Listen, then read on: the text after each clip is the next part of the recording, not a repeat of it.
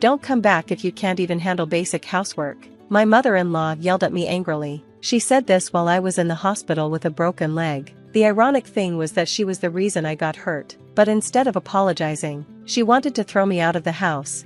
At that point, I had had enough. "Oh, I'd be happy to leave, ma'am," I replied with a smile, but a few days later, something happened that changed everything. "Do you have any idea, Mom?" my husband asked her. "Did you not know about Emily?" When my husband revealed the truth, my mother-in-law's face went pale. "My name is Emily Johnson. I married Alex 3 years ago after meeting him through a friend. Alex's family runs a small diner, mostly managed by his mother. His father passed away when he was young, so she raised Alex by herself, which I knew must have been a tough journey. At first, I respected her deeply. After we married, I kept working, as Alex wanted. He was running the diner alongside his mother, but my mother-in-law didn't like that I wasn't helping around the house. A woman who doesn't even do chores? And working? Women don't earn much anyway. She would complain every day. Soon, her complaining turned into harassment. "You don't do any chores," she'd say, and if I found time to help, she'd criticize my work. "You're not even doing it right. Do you even care?" No matter how hard I tried, nothing seemed good enough for her. She'd scold me, calling me useless and often lecturing me for hours. My stress kept growing. When I tried to talk to Alex about it, he just said, "It's between you two, don't drag me into this," and kept out of it. Then, one day, things took a turn. The diner was closed, and my mother-in-law left early in the morning. By evening, I received a sudden call, demanding that I come and get her. The call ended abruptly before I could even refuse, leaving me with no choice but to reluctantly head to the train station. When I finally reached the station, she did nothing but complain all the way home, accusing me of being late and complaining about the heating system. It was nothing new, so I just nodded and shrugged it off, but I guess that got on her nerves. "What kind of attitude is that? Don't you think it's disrespectful to your mother-in-law?" she snapped. In a fit of rage, she raised her hand against me, even though I was driving. "Ouch, stop it. I'm driving," I said. "Quiet," she yelled. "Don't you dare talk back to me." My pleas fell on deaf ears as she was blinded by anger. Not satisfied with slapping me, she tried to kick me hard, but her foot hit the steering wheel. The next thing I knew, I was in a hospital bed. "Where am I?" I asked the nurse, who was changing my drip.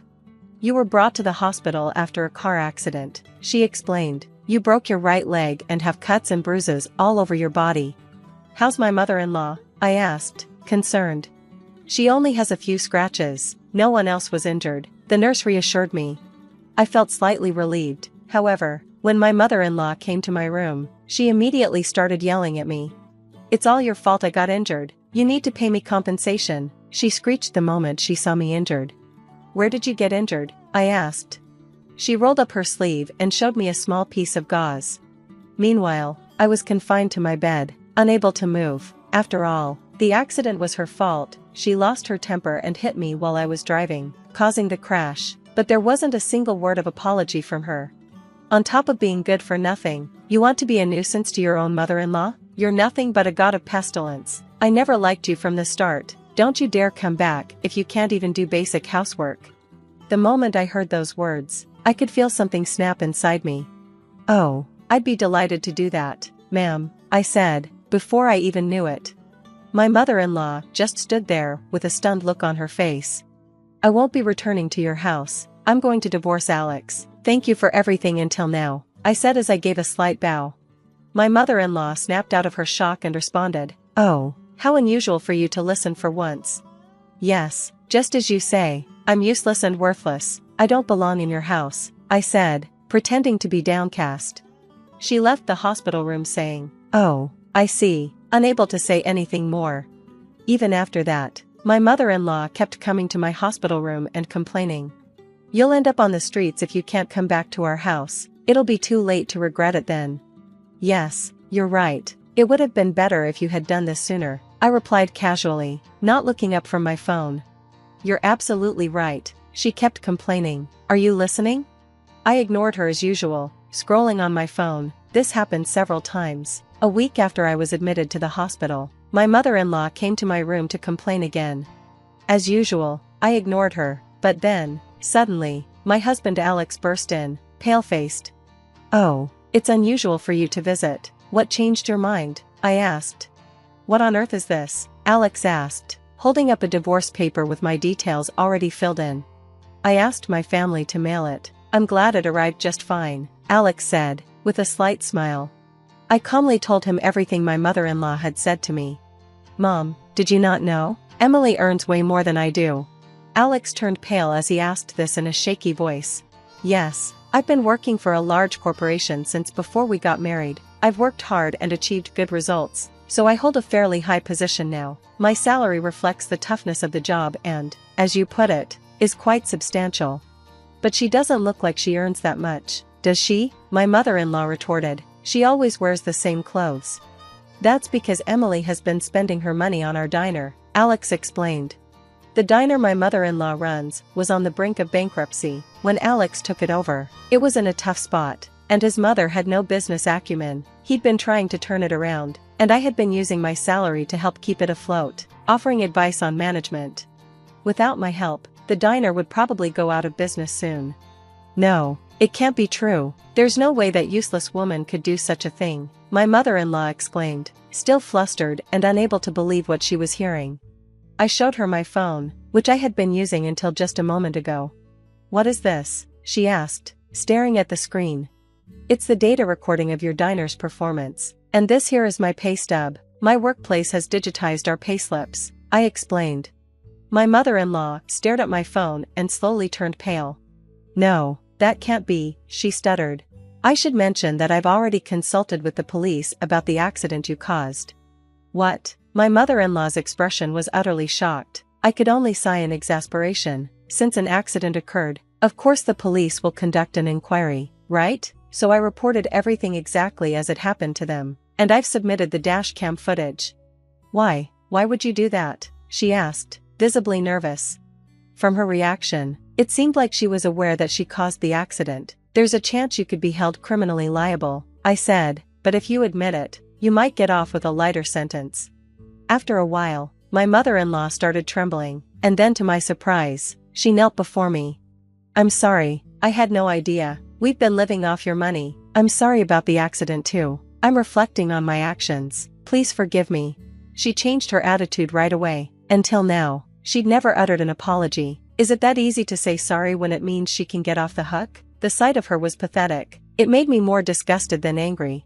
Emily, Mom's really sorry. You'll forgive her, right? Alex said, his voice pleading as he laid his hand on my mother-in-law's back. She looked up at him with tearful eyes, and he nodded reassuringly. Watching them try to garner sympathy, I couldn't help but speak up. What are you saying? I will never forgive you. Huh? Isn't it obvious? I said, actually, I intended to divorce you even before this mess with your mom. Alex was taken aback by my unexpected response. Even when I was seriously injured and hospitalized, you never visited me. You spent my salary without a shred of gratitude. I've been fed up with you for a while now. What's the point of staying married to you? In fact, you're only bringing me down. That's why I'm divorcing you. I smiled brightly, in stark contrast to Alex and my mother-in-law, whose faces were filled with despair. There was some fuss afterward, with Alex throwing a tantrum, but once I mentioned getting a lawyer involved, he quickly signed the divorce papers. He should have just signed them without making such a fuss. I couldn't be more disappointed in him, but the regret of marrying him cut deep. Once they lost my support, their family diner quickly faced operational issues and shut down in no time, leaving Alex and my mother-in-law in a poor state. My mother-in-law had said she would be left on the streets, but it seems they were the ones in that predicament. They sold off the diner for peanuts and moved to a rundown apartment. Having no work experience outside the diner, they could only find low-paying jobs, barely scraping by. By the way, it turned out that my mother-in-law had lied about losing her husband at a young age. She was actually quite the player, and her fed-up husband had filed for divorce and left her. Even on the day of the accident, she was out gallivanting with another man. I found out these details from a police officer who was investigating the accident. I have nothing but gratitude for the police who kept up the investigation. My mother-in-law will probably be charged with some crime at some point. Already living a miserable life, if they end up in police custody, they will likely face ruin. Perhaps sensing this, I received a plea for reconciliation from my ex-husband after our divorce. If you continue to bother me, I'll have the cops come for you and your mother, I threatened. After that, he never showed up in front of me again. The divorce went through smoothly, and I cut ties with my in-laws. My broken bone healed after treatment. Currently, I'm working hard while still recovering from my injury. I had been using my salary for my in-laws' diner before, so I had almost no money left for myself. But it's different now. I'm working for myself and able to spend money only on myself. I had no idea how much happiness this would bring. I'm thinking of valuing myself more, and if I can find a partner who values me, I'm considering getting remarried. Stop sitting around like you're sick and get to work.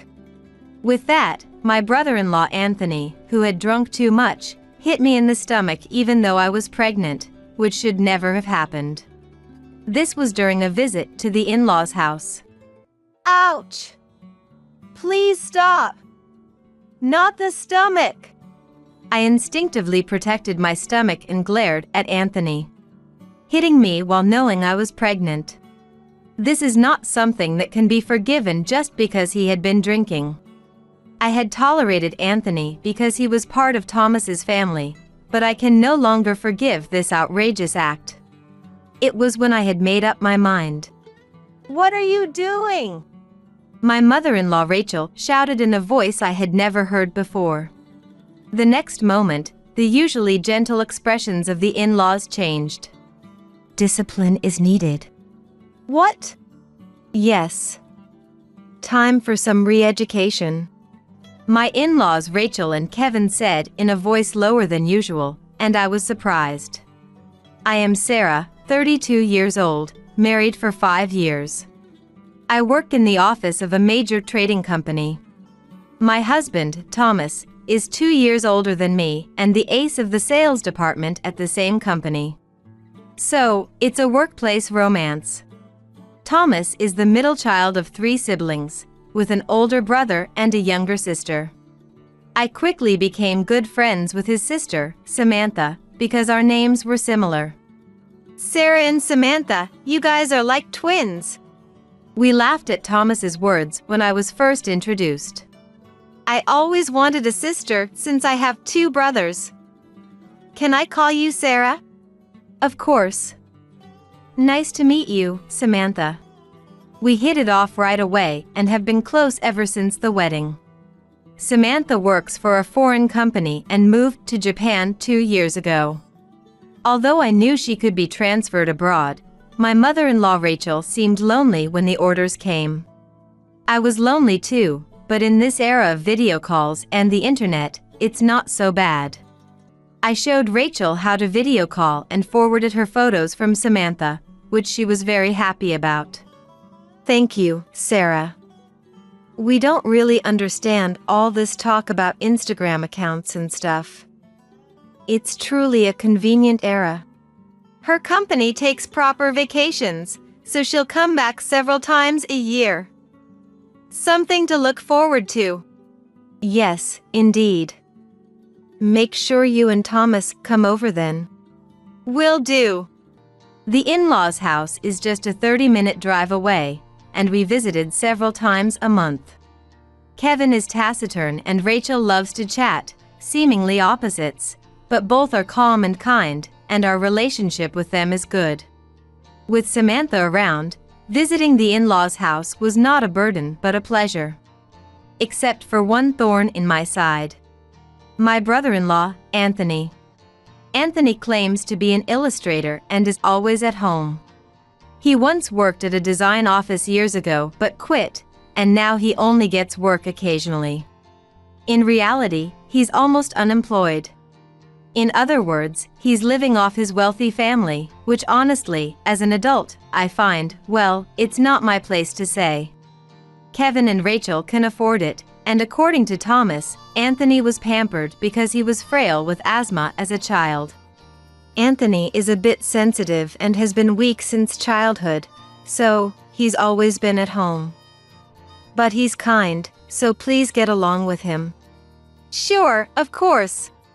At the beginning of our marriage, Thomas told me this, and I genuinely agreed, interacting with Anthony normally. My first impression of Anthony, when I greeted him, wasn't bad. The painting at the entrance was done by Anthony, right? Wow, that's amazing. I'm totally not good with art, so I admire that. When I said this with a smile, Anthony looked at my face. Yes. That one hanging there, I painted it too. Oh, this animal painting. Wow, that's great. Thank you, Sarah. I've always been bad at art and craft, so I genuinely admire people who can draw. It was just that, but Anthony seemed very pleased with my words and talked to me about his paintings. Since then, whenever Thomas and I visited the in-laws' house, Anthony would join in the family time. It seemed normal to me, but apparently, Anthony often stayed in his room, so Kevin and Rachel were happy to see him enjoying himself. Sarah has brought a new breeze into our home. And she gets along with Samantha too. Please continue to be good to both siblings. Yes, I'm really happy to have a brother and sister since I'm an only child. Everyone smiled at my words, and I was genuinely happy to have joined such a wonderful family. Anthony became increasingly cheerful, and every time I visited, he showed me his paintings. However, during the summer of our second year of marriage, something happened when we visited the in-laws' house. Sarah, I have a new piece. Come see my painting. Ah, yes. What do you think of this new work? It's the sea, right? The gradation of blue is beautiful. I answered vaguely because I don't understand art, but Anthony's face lit up, and he grabbed my arm. You really get my work the best. Sarah, you're my muse. Shall we draw together? I'll teach you. I was wearing a t-shirt and was surprised when he grabbed my bare arm. Did he just call me his muse? What? No, I'm not good at drawing. It's okay, I'll teach you. And we'll keep it a secret from Thomas. He said, coming closer and staring at me. No, isn't this odd? What's the secret? No, thank you. I'm really not good at drawing. I'll be going back now, I said, maintaining a smile as best as I could, and then I ran back to the living room. Sarah. Mom's making tea. How was Anthony's illustration? Yeah. It was good. I replied to Thomas, trying to sound nonchalant, but my heart wouldn't calm down. I was shocked. Anthony seemed odd. Was that his way of showing interest? In me, his brother's wife?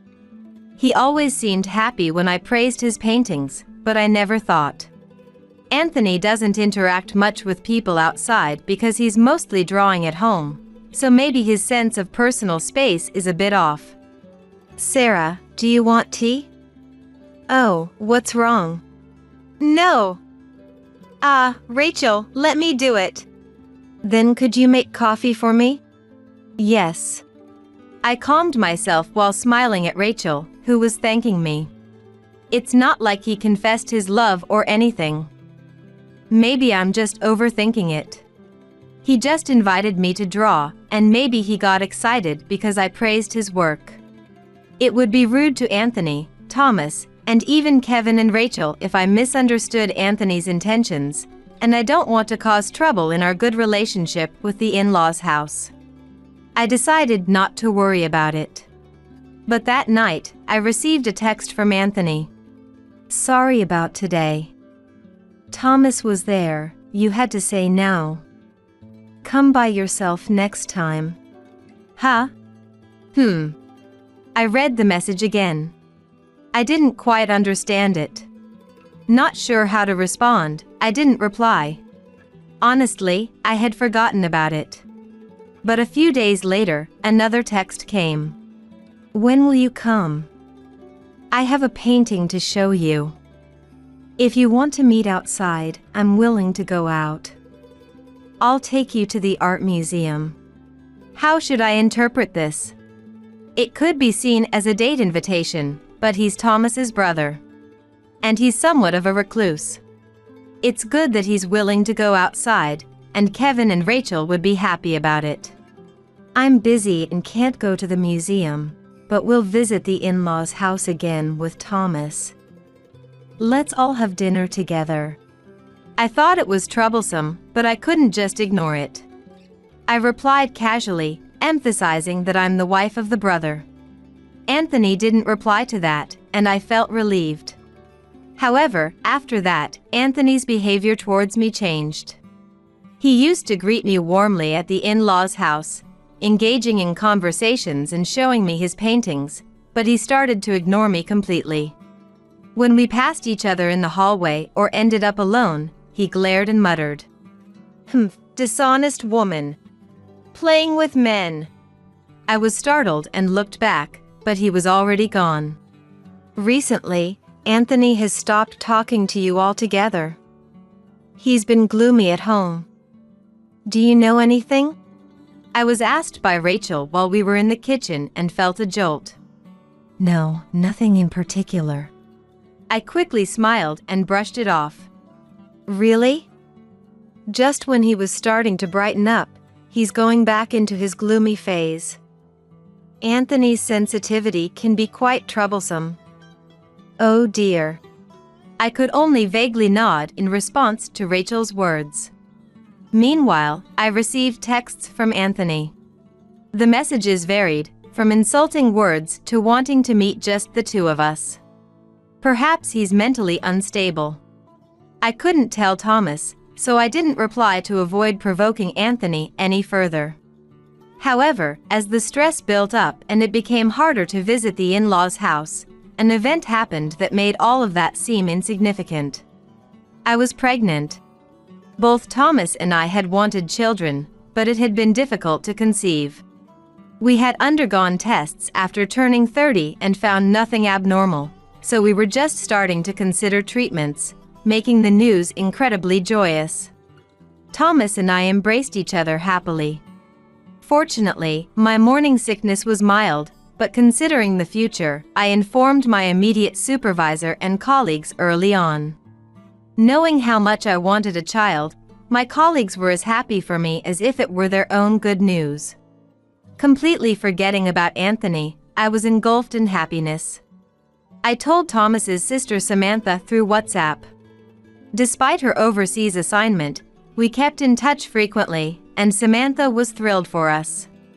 "Since I couldn't come back for Christmas because the flight tickets were too expensive, I'm planning to return on the next long holiday. I'll be able to stay for about a week, so let's take our time and catch up." "I'm so happy you're coming back. Rachel and everyone will be delighted. We'll all be waiting." Then, on the holiday when Samantha was scheduled to return, Thomas and I visited the in-laws' house. "Welcome. How are you feeling, Sarah? Come inside quickly, it's cold. I'll make some caffeine-free herbal tea." "Thank you, I'll do it." No, sit down. The morning sickness has subsided, so I'm fine." "But you're busy with work usually. Take it easy when you're here." "That's right, Sarah, relax." "Thank you." Kevin and Rachel were very happy about the pregnancy and looked forward to the grandchild's birth. I decided to bask in their kindness. Then Anthony walked in. It had been a while since we last saw each other. Anthony. Samantha is on her way here from the airport." "Long time no see, Anthony." I greeted him normally, trying my best. Having been blessed with a child, I felt a strong, warm sentiment, thinking it was best to just get along as a family. "Yeah. Anthony glanced at my stomach for a moment before heading to the kitchen where Rachel was. "Oh, Anthony. I'm making tea, but would you prefer coffee?" "I'm having beer." "What?" "Oh, right. Let's toast to celebrate the grandchild's arrival," Kevin said cheerfully. "You too?" "I was thinking of toasting in the evening, but well, okay," Rachel said with a laugh, and the men toasted with beer while Rachel and I had herbal tea. "Do you know the baby's sex yet?" "No, not yet. We might find out at the next checkup." "How exciting!" While talking with Rachel, I noticed Anthony from the corner of my eye. He was drinking with Thomas and Kevin, seemingly at a fast pace. "Anthony, aren't you drinking too much?" "Save some for the evening. Samantha is coming back too." "Shut up, I want to drink." "Hey, Sarah, bring some snacks." "What?" Suddenly called out, I looked at Anthony with a puzzled face. I remembered Thomas mentioning that Anthony doesn't handle his alcohol well. "Hey Anthony, you're already drunk. Don't call her over." Thomas chided with a wry smile and spoke to me. "Sarah, it's okay. We still have some snacks." Okay." "Not good enough. Come on, bring them over." "What kind of wife does nothing?" "Anthony, you know Sarah is pregnant." "I told her to sit." Rachel called out from the kitchen. "Pregnant? Ah, right." Then Anthony suddenly stood up and approached me. "Messing around and then getting pregnant, huh? Whose child is it?" "Excuse me. What the hell?" Thomas and I exclaimed in unison. I was dumbfounded by Anthony's words. Unacceptable. Just as I was about to speak. "Anyway, since you're not sick, stop sitting around and get to work." With that, Anthony, who was drunk, did the unthinkable and hit me in my pregnant belly. "Ouch! Please stop." I instinctively protected my stomach and glared at Anthony. "Damn it! Thomas always getting all the good stuff." "Ow, ow! Stop! Not the stomach!" "Anthony, what the hell are you doing?" Thomas rushed to stand in front of me in a panic.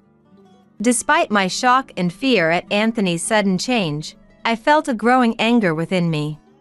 Hitting me while knowing I was pregnant, and just because he had been drinking, was unforgivable. I had tolerated his actions and texts up until now because he was Thomas's important family member, but I could not forgive such an outrageous act. I didn't care if it ruined my relationship with Kevin and Rachel. It was at that moment I decided.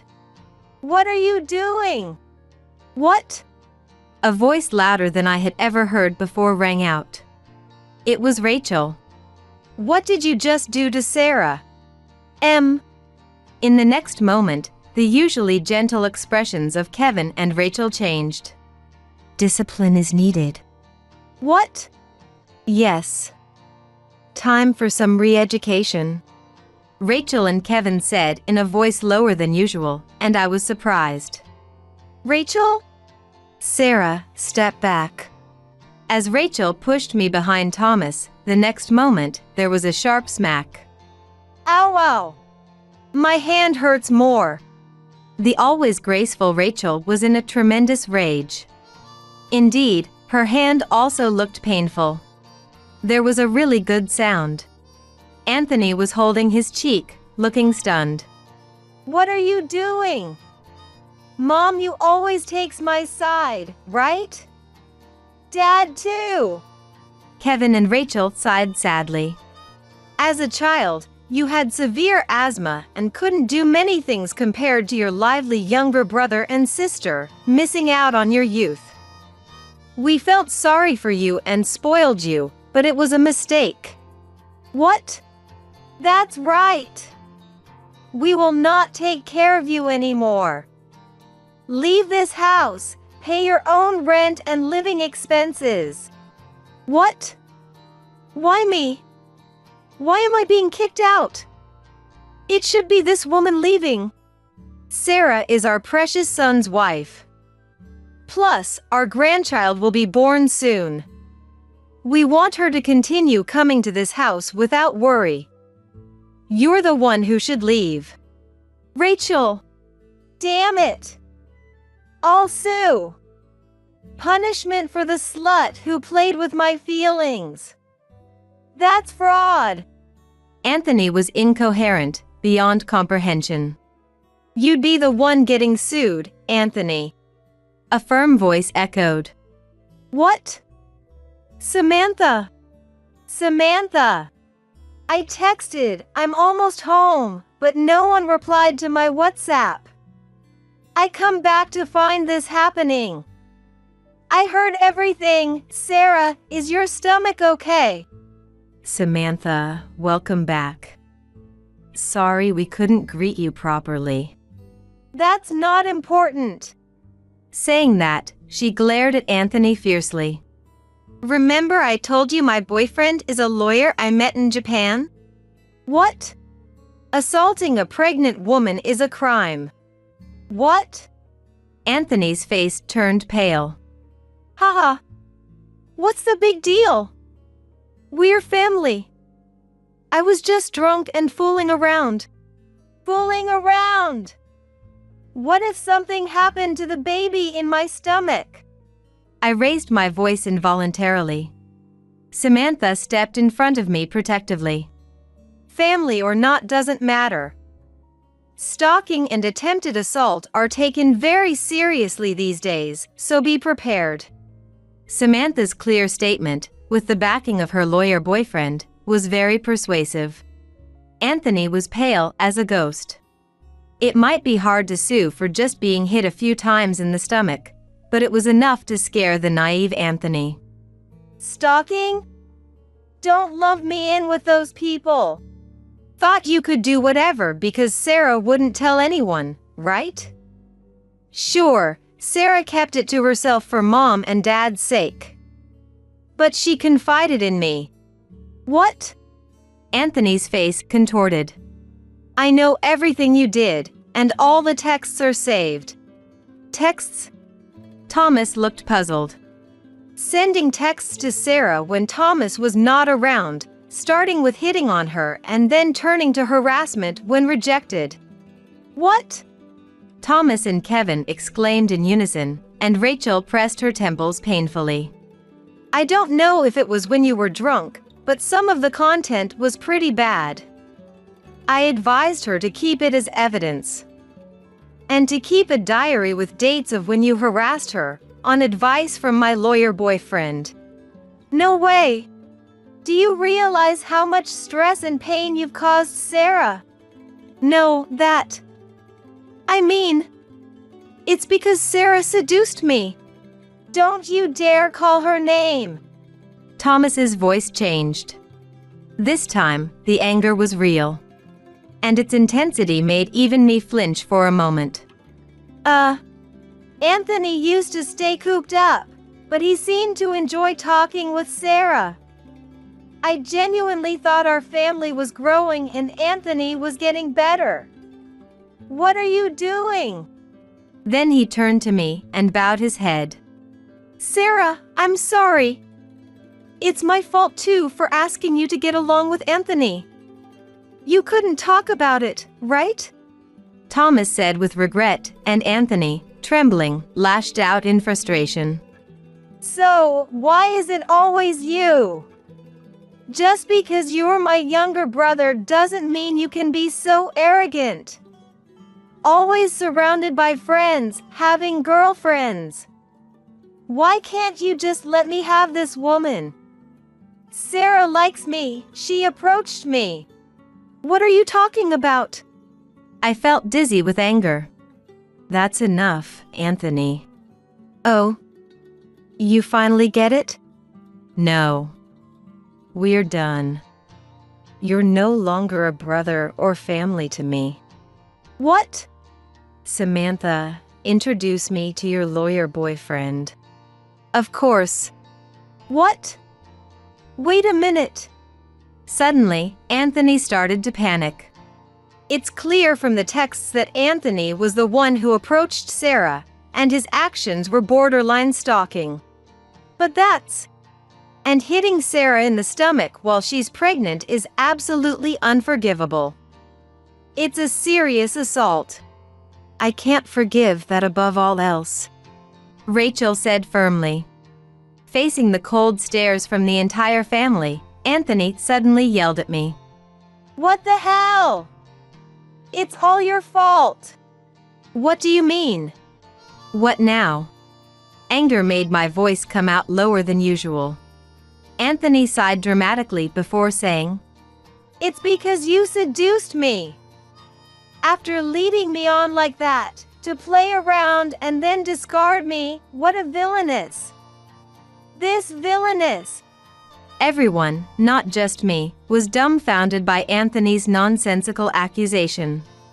What are you talking about? I never once seduced you.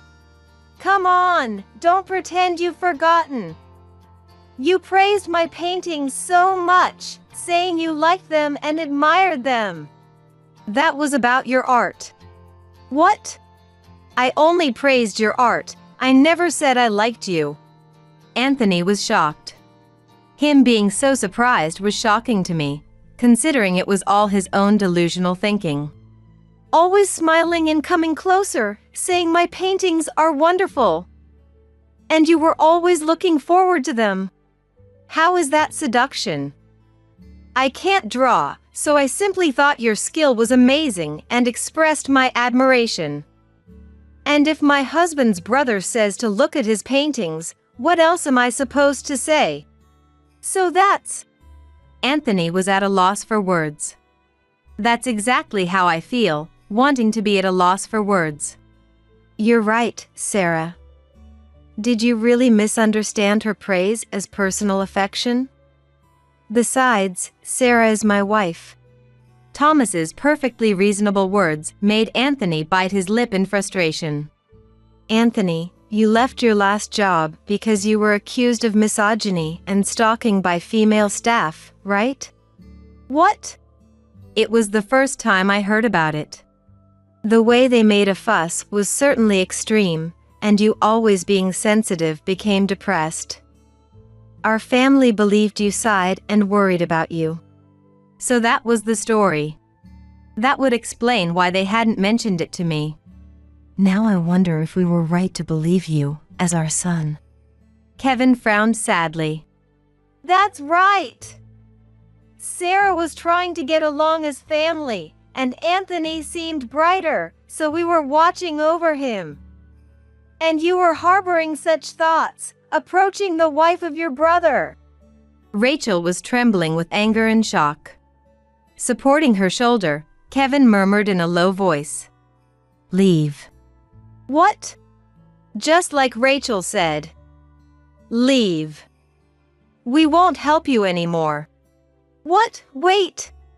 The occasional art jobs you got, Rachel and I pleaded on your behalf. We won't do it any longer. What? Wait a minute. Me too. Thomas continued in a cold tone. What? When there were projects with illustration work, I'd refer or recommend you, right? But not anymore. What? Wait. I'll even tell my contacts to avoid dealing with you.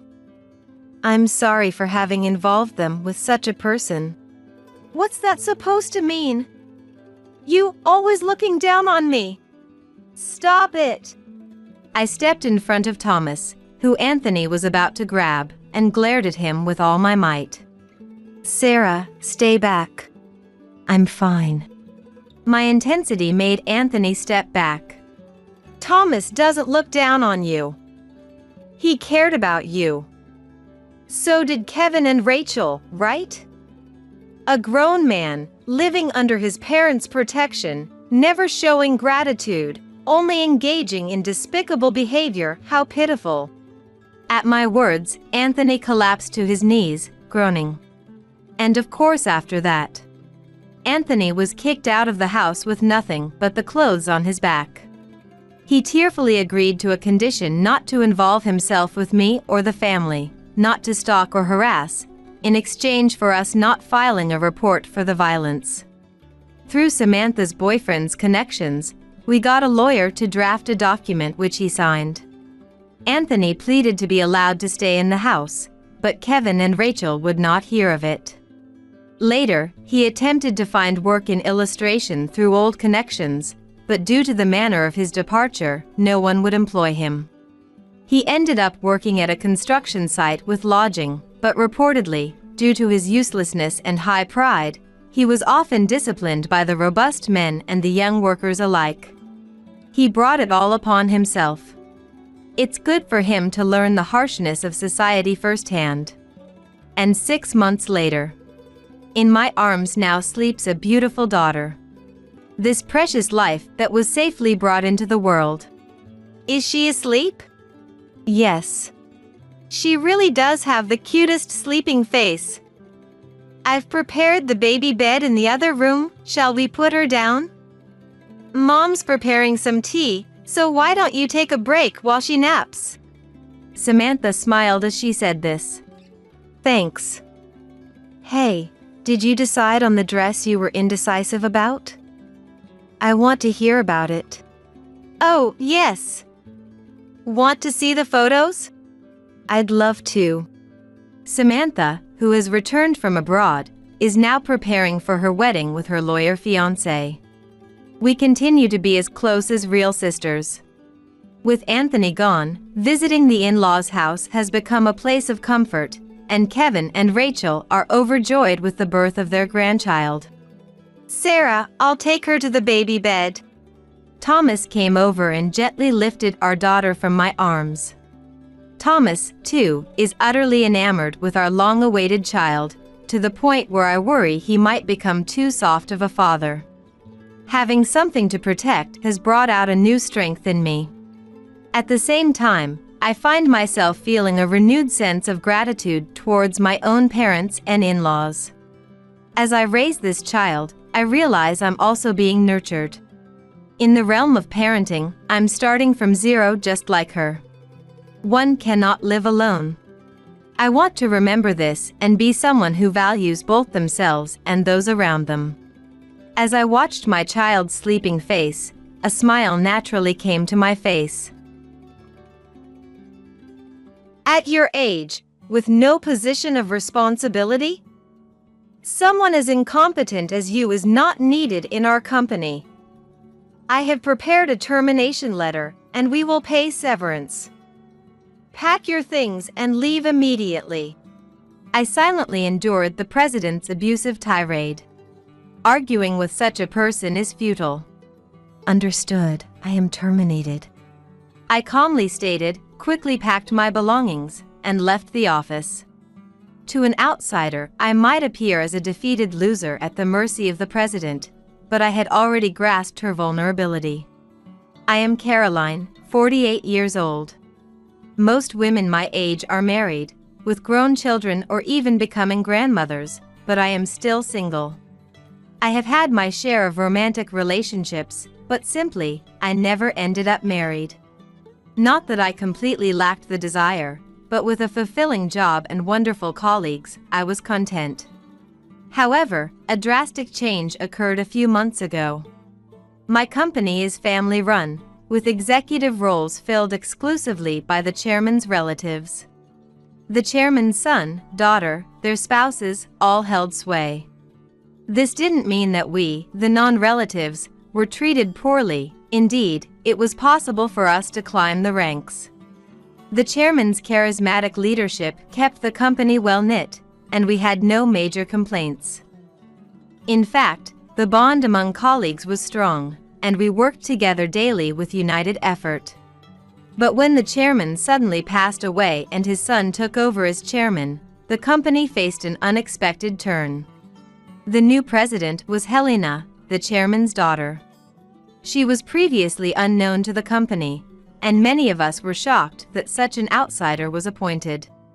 However, We learned she had been quite successful in her previous job at a top-tier company and joined ours at an opportune time, which made us somewhat understand the decision.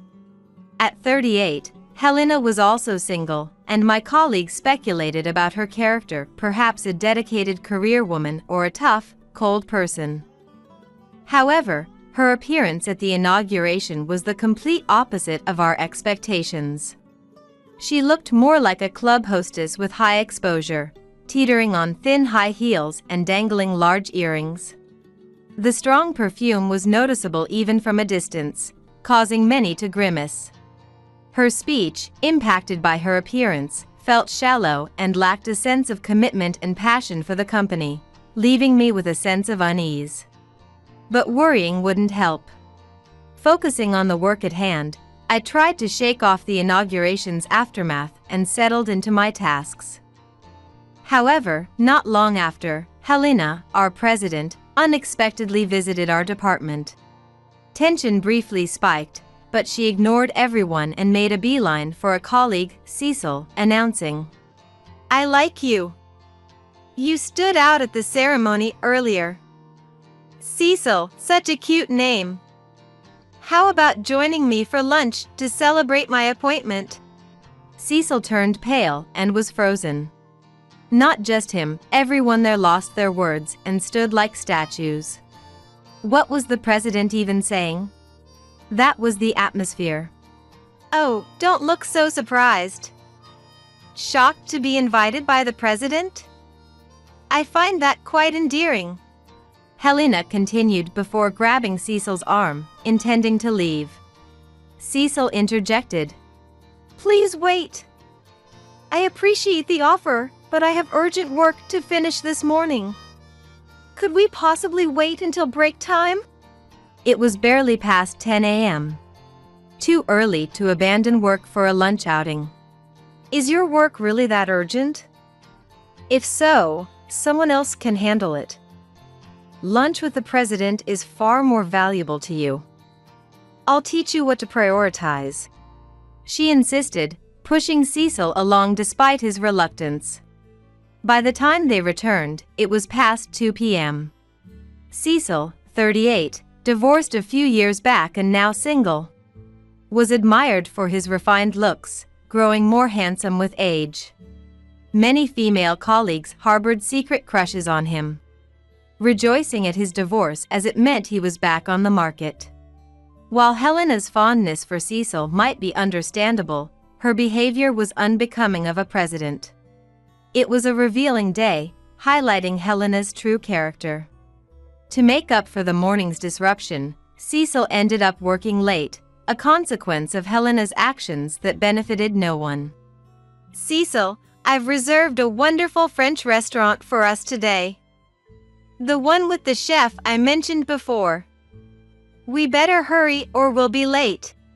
Helena would often appear, forcibly taking Cecil out for lengthy lunches.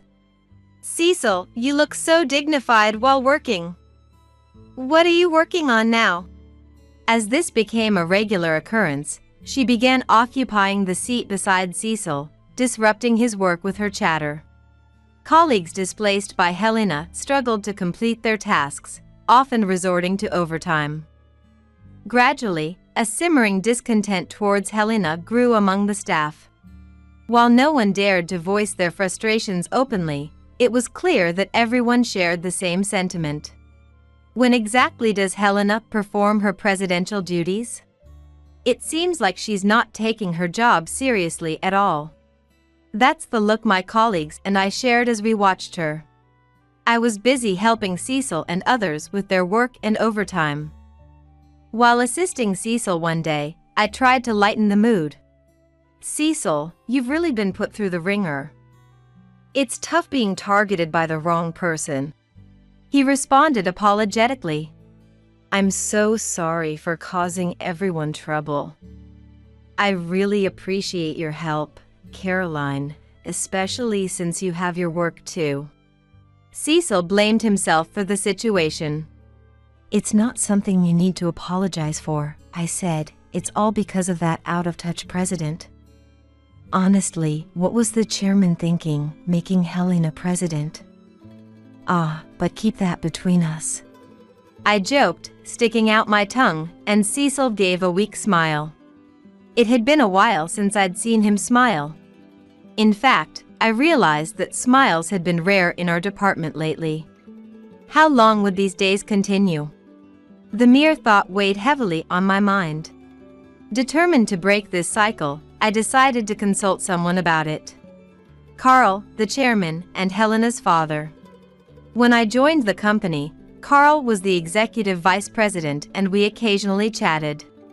Now as chairman, our interactions had ceased, but I boldly went to see Carl and frankly discussed Helena's problematic behavior, knowing it might be impertinent.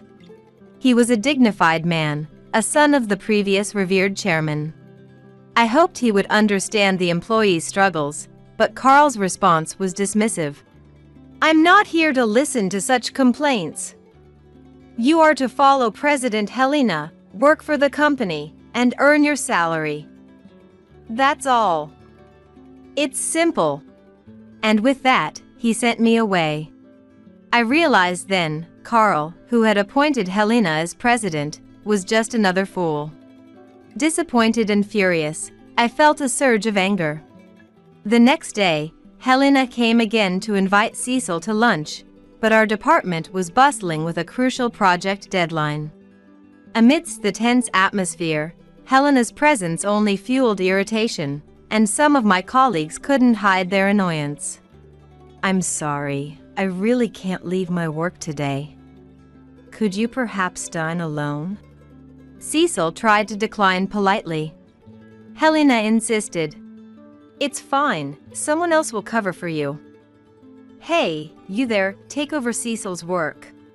Unbelievably, Helena approached me and said that. Right now, both I and Cecil are swamped with work. No one in the department had the capacity to take on additional work. "I'm sorry, but that's not possible," I firmly replied, to which Helena widened her eyes in disbelief. "What did you just say? I heard you say you can't." Despite momentarily faltering under Helena's stern gaze, I knew I had to speak up. "I said it's not possible. Cecil's tasks today are critical, and I also have a pile of my own work to complete. Taking on Cecil's responsibilities is simply out of the question. Every time you pull Cecil away, our department's progress stalls, affecting the company's performance significantly. As president, you must be aware of this. We're even getting complaints about poor responsiveness from clients, and we're losing credibility. If this continues, we'll be overtaken by our competitors." I had let out my frustrations, but there was no turning back now. "Do you even know who you're talking to? You know what happens when you speak against the president, right?" Helena's voice, so different from the sweet tone she used with Cecil, was filled with intimidation as she retorted. "I'm speaking out of concern for the company. We're all striving to improve performance. I can't comply with actions that will hinder our success. We need Cecil at his desk right now." There was so much more I wanted to say, but I carefully chose my words, remembering she was still the president. "Is that all you have to say? I'm shocked to find such a lowly employee among us." Helena sneered, snatching my employee badge to read my name. "Caroline, huh? It figures you'd say such vulgar things. You're going to regret what you did today." Then, turning sweetly to Cecil, she said, "Cecil, let's try again tomorrow. I'll book an Italian place. My mood's been spoiled by this silly little scene." With a fluttering wave, she left the department. As Helena disappeared, applause erupted around me. Colleagues praised me, saying how refreshing it was and how cool I'd been, but I didn't feel relieved. Helena's words weighed on me. I knew this wouldn't end without repercussions. "Caroline, are you okay?" Cecil, placing a comforting hand on my shoulder, looked at me with concern.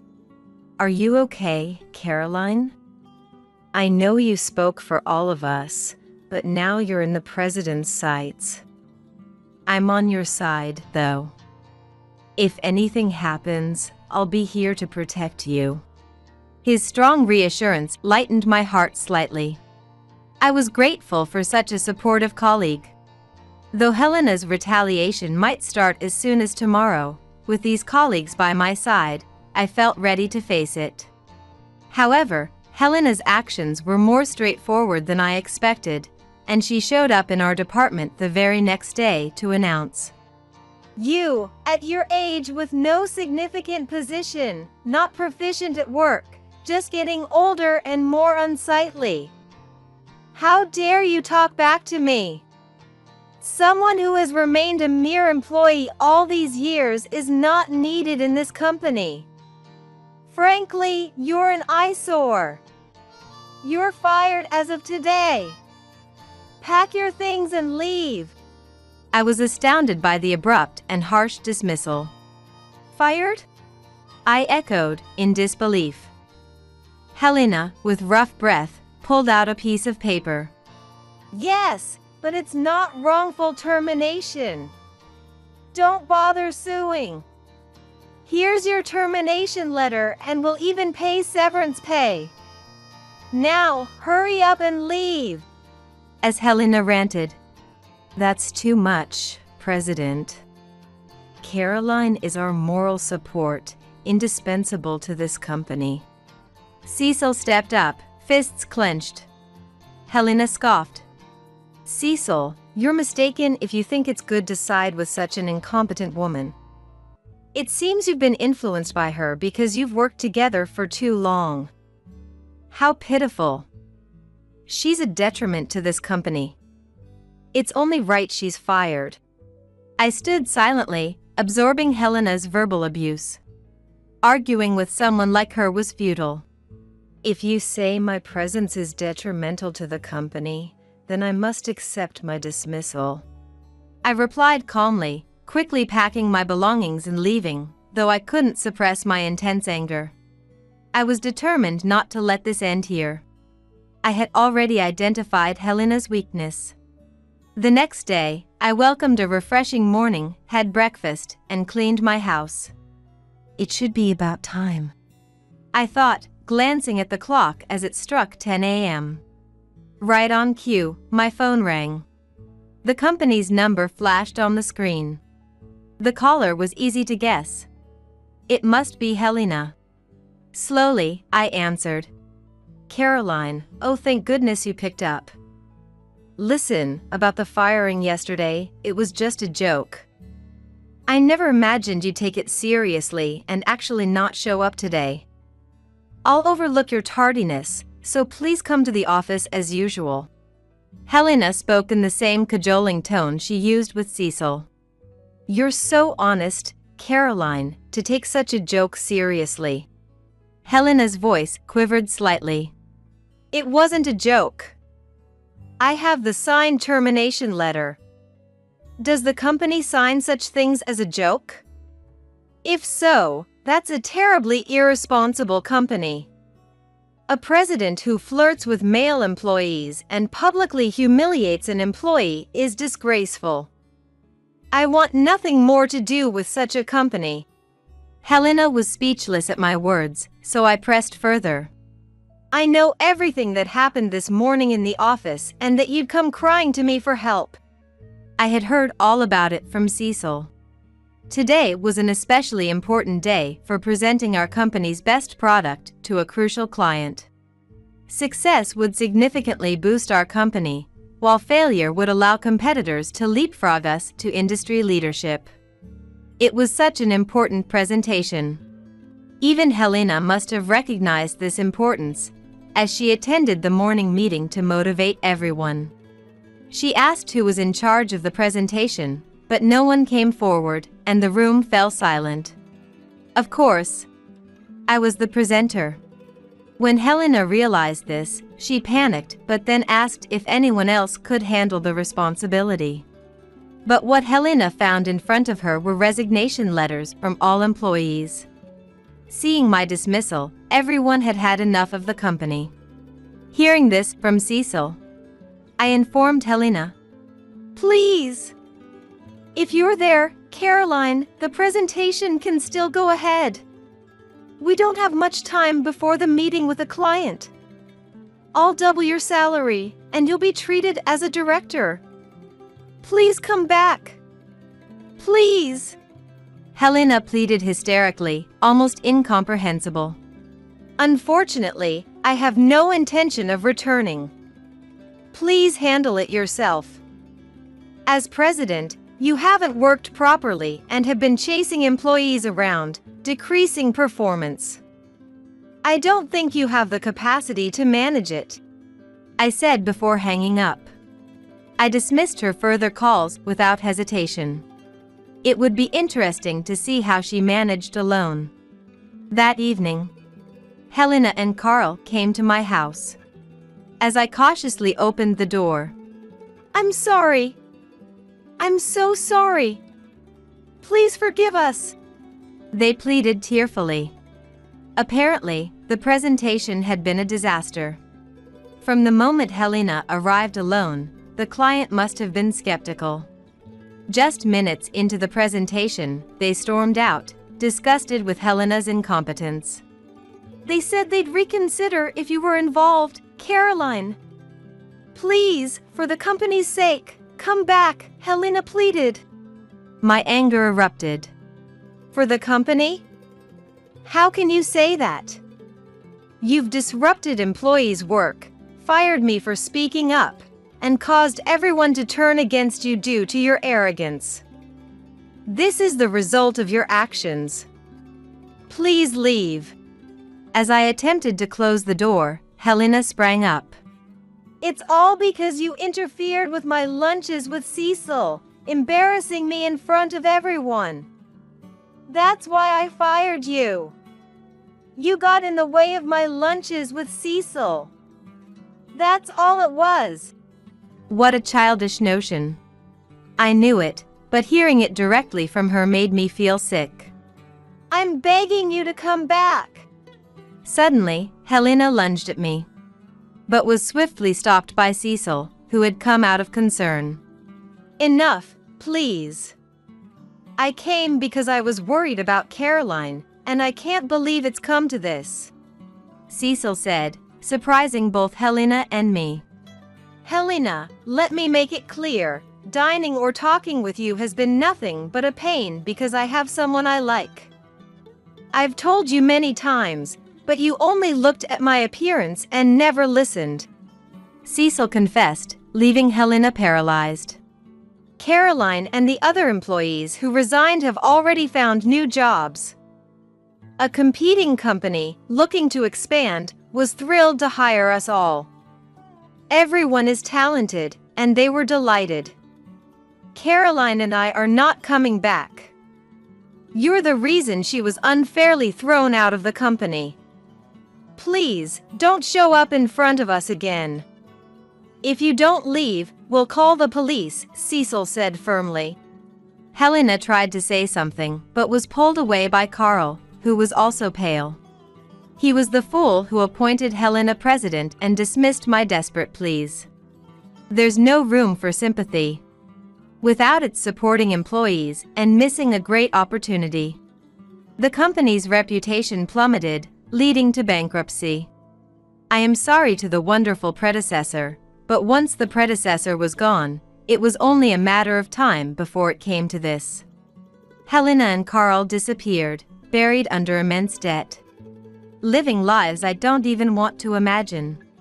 Meanwhile, Cecil and I began dating. The confession that I was the person he cared for came as a sweet surprise. After years of working together, our relationship evolved from trusted colleagues to partners. I'm grateful I didn't rush into marriage when I was younger, as I've now found the best partner later in life.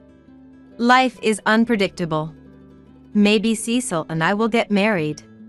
That's what I've been happily contemplating recently. Being broke and useless is grounds for divorce. So said Matthew as he left the divorce papers on the table and walked out. I was left staring at those papers, dumbfounded, on my hospital bed. I had my suspicions for a while. But, to think he was actually cheating. And he's leaving me because I'm useless and can't earn money while hospitalized and because Allison's pregnant? Mom? Startled, I looked up to find my precious son Harlan and my dad standing there. My dad looked at what I was holding and frowned. What are you going to do? There's only one thing to do. With some persuasion, I managed an early discharge and headed to the bank where Matthew works. My dad, who drove me there, cheered me on. You can do it. Then he dropped me off in front of the bank and drove away. As I entered the bank, Matthew, noticing me, frowned.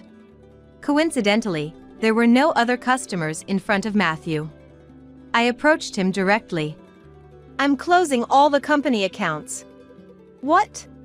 Let's show him whose daughter he's angered. While Matthew turned pale, I couldn't help but smirk.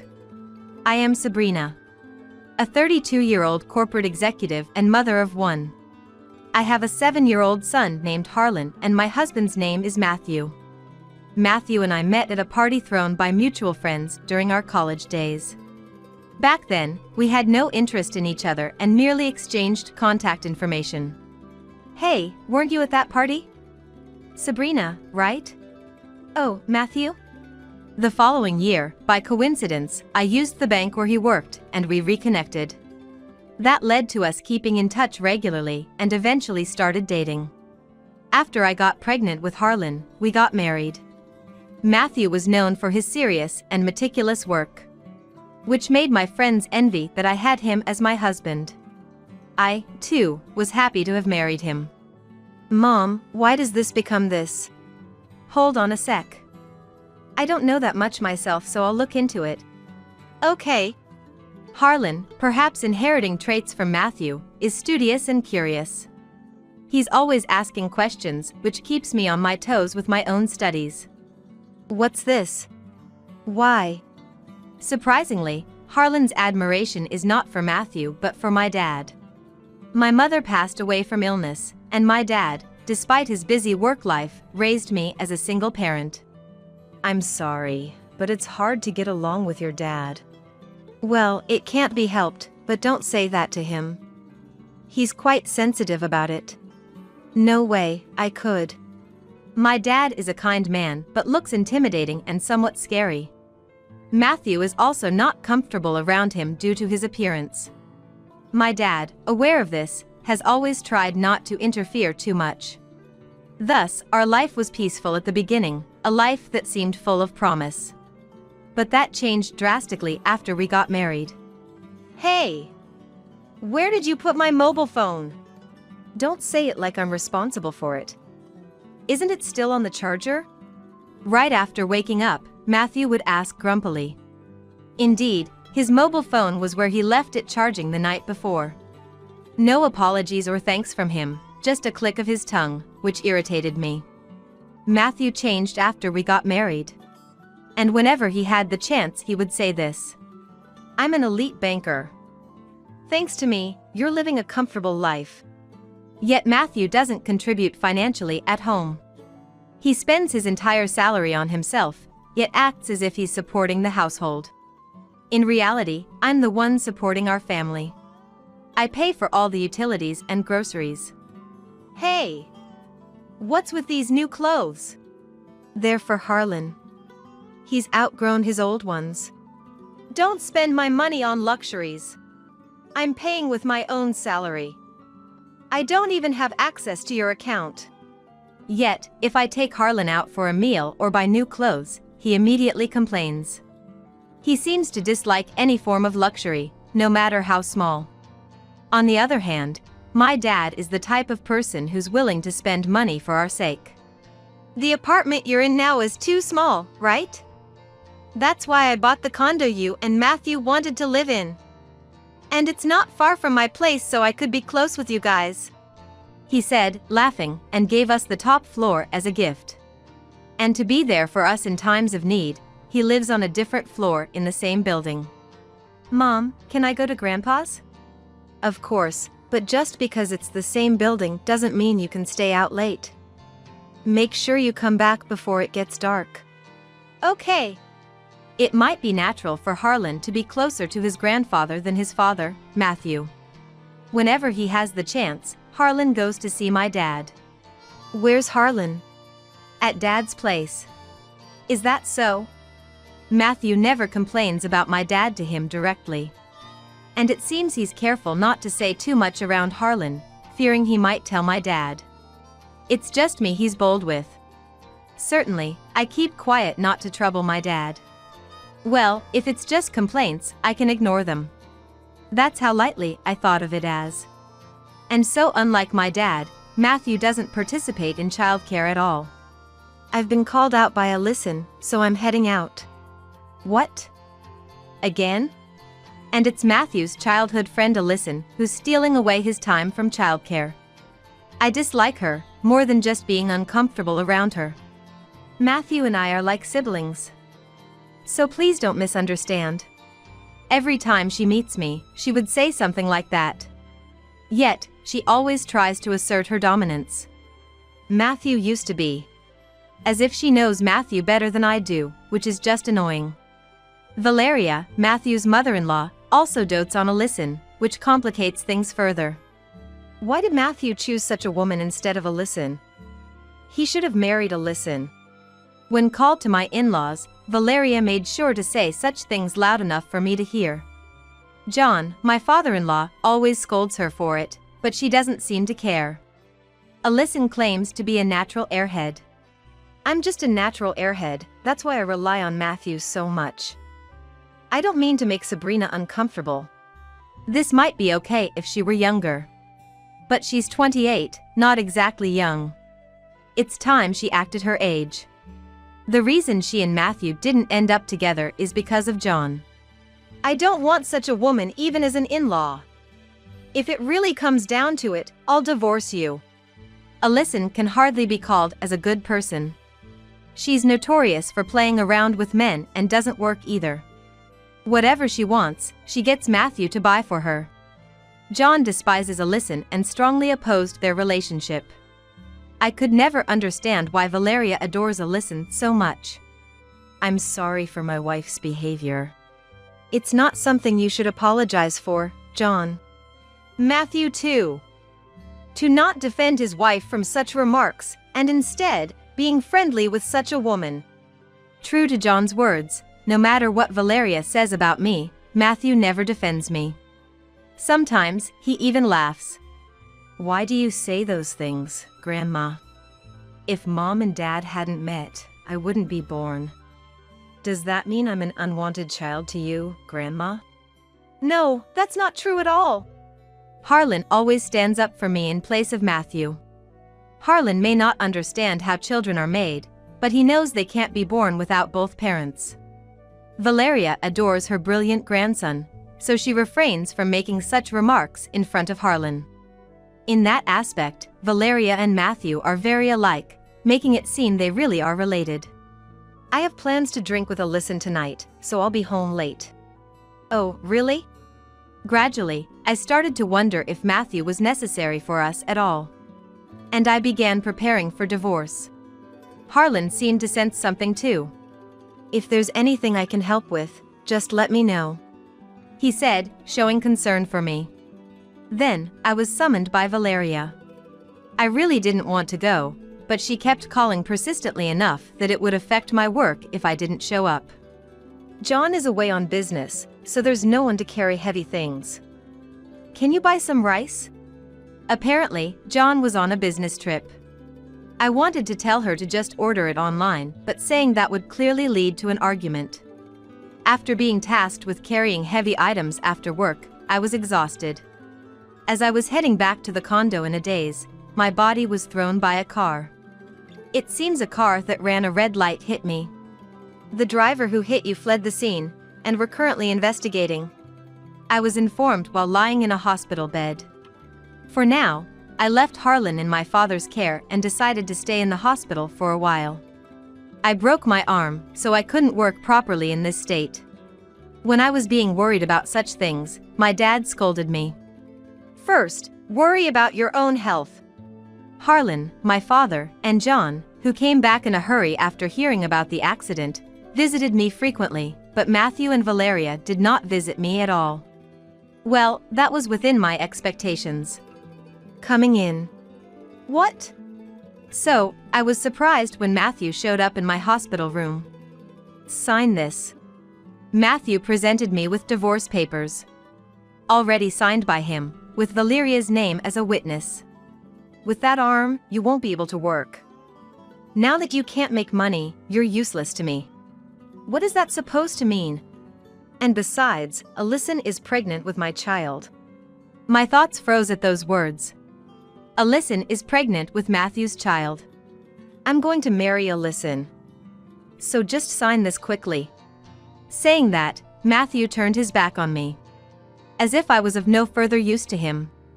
Being broke and useless is grounds for divorce, Matthew said as he left the divorce papers on the table and walked out. I was left staring at those papers, dumbfounded, on my hospital bed. I had my suspicions for a while. But, to think he was actually cheating. And he's leaving me because I'm useless and can't earn money while hospitalized and because Alyson's pregnant? Mom? Startled, I looked up to find my precious son Harlan and my dad standing there. My dad looked at what I was holding and frowned. What are you going to do? There's only one thing to do, I answered while looking straight at my dad. My dad nodded in agreement. Well then, let's fight back. With some persuasion, I managed an early discharge and headed to the bank where Matthew works. My dad, who drove me there, cheered me on. You can do it. Then he dropped me off in front of the bank and drove away. As I entered the bank, Matthew, noticing me, frowned. Coincidentally, there were no other customers in front of Matthew. I approached him directly. I'm closing all the company accounts. What? Matthew's expression clearly said, "What are you talking about?" Without taking a number, I stood directly at the counter, noticing a few annoyed glances from others. Oh, excuse me. Maybe you didn't understand without the company name. What are you? I'm Sabrina Gibney. I recently took over my father and became the CEO. The company is Gibney Corporation. What the? Gibney Corporation is an IT company my father founded, now employing 1,900 staffs. And is quite well known in this area and within the industry due to its rapid growth in one generation. That's why Matthew was so surprised. That's a lie, right? You're just trying to get back at me. If you think so, why don't you check? Matthew started checking something immediately at my words. While he was busy, I looked around. Having mentioned the company name, the surrounding people were now paying attention to us. Oh my God, what? No way! It seemed he had confirmed it. Matthew looked up at me hesitantly. You're really from that Gibney Corporation? Let's show him whose daughter he has angered. Contrary to Matthew's pale face, I smirked unpleasantly. That's right, so please proceed with the cancellation quickly. Wait, if you cancel all at once like this. By the way, my father is quite angry about this matter as well. Quickly pack your things and leave the apartment. What? Why should I be the one to leave? It seems Matthew had forgotten that the apartment was purchased by my father, and the ownership was in my father's name. Otherwise, he wouldn't have brought Alyson in while I was hospitalized and still be living there. Forgot? That apartment was bought by my father, the former president. You haven't contributed any money, let alone for living expenses. You've been spending everything on your childhood friend and mistress, Alyson. In fact, you've been living on my salary. Who do you think has been supporting your lifestyle? Well, about that.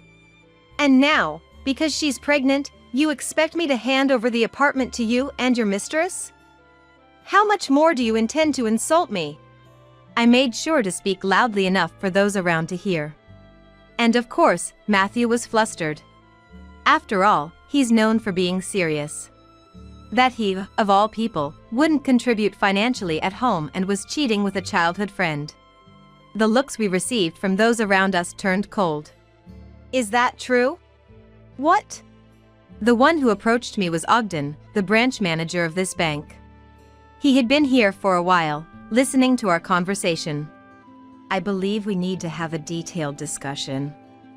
I am very sorry for the inconvenience caused by our bank employee. And with that, Ogden offered a deep apology. Following this, I was taken to the back to discuss further with Matthew, Ogden, and myself. There, I explained the situation to Ogden in detail. I am terribly sorry for the trouble our employee has caused. Ogden sighed deeply and apologized again. Next to him, Matthew sat looking displeased, and to that, Ogden forcibly grabbed his head to make him apologize. I understand your feelings, Sabrina. It's natural not to want to entrust your money to a bank that employs such people. If you're considering closing your account, we can arrange that. I am no longer his wife. If you accept one condition, I might reconsider closing the account. The two of them looked up hopefully at my words. It was a good deal for Ogden, but the worst possible condition for Matthew. If you fire Matthew here, I would like to continue my contract with this bank. What? Of course. We were actually planning to let him go. It seemed Ogden had already intended to do so. Matthew, initially confused, gradually turned red in the face. As he was about to say something. Excuse me, but Sabrina's father has arrived. Another bank employee approached us. I had asked Ogden to let him in, thwarting Matthew, who, frustrated, closed his mouth. Why do I have to be here? What? Mom? Sorry for making you wait. Dad entered, firmly holding Valeria's arm. Valeria, looking displeased, glared at me upon seeing me. This is your doing. What are you trying to accomplish? I'll never forgive you for treating your mother-in-law like this. Quiet. As Valeria began to shout, my dad fiercely scolded her. Giving an even more intimidating look, he managed to silence them. I know you've been harassing my daughter. Calling her for trivial tasks, making her carry heavy things. Despite this, instead of showing gratitude, you prefer to listen, and you made sure my daughter heard it. And Matthew, far from defending, laughed, and even Harlan had to step in to protect her. My dad's angry voice echoed through the bank. Matthew tried to intervene but remained silent under my dad's stern gaze. And I'm aware that Alyson is the one who hit Sabrina. That woman has already been arrested by the police. Could Alyson really have done such a thing? Why are you surprised? You're the mastermind. My dad scolded at her even more. Meanwhile, Matthew, seemingly unaware, froze in shock. What? You both are the worst. Sabrina, let's go. Yes. Prompted by my dad, we headed outside. Ogden followed, apologizing repeatedly. Thinking I might continue the contract with Ogden in charge, we heard Matthew and Valeria arguing loudly behind us. It seemed they were blaming each other.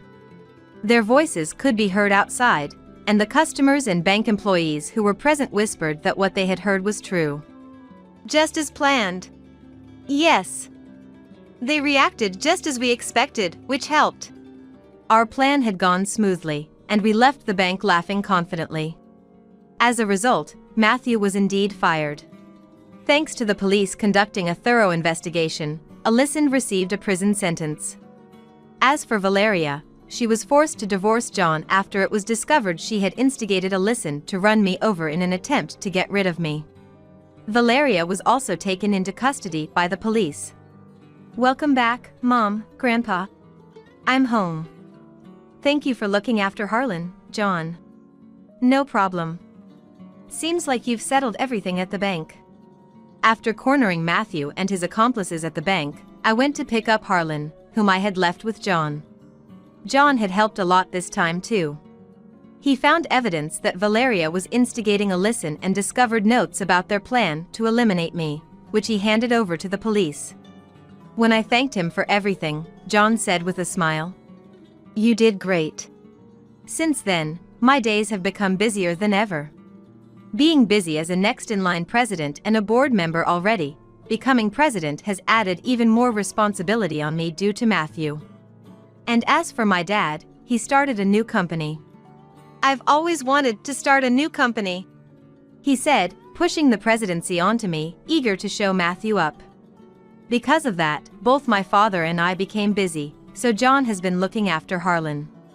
Apparently, John's business trip was forced upon him because Valeria was having an affair with his boss.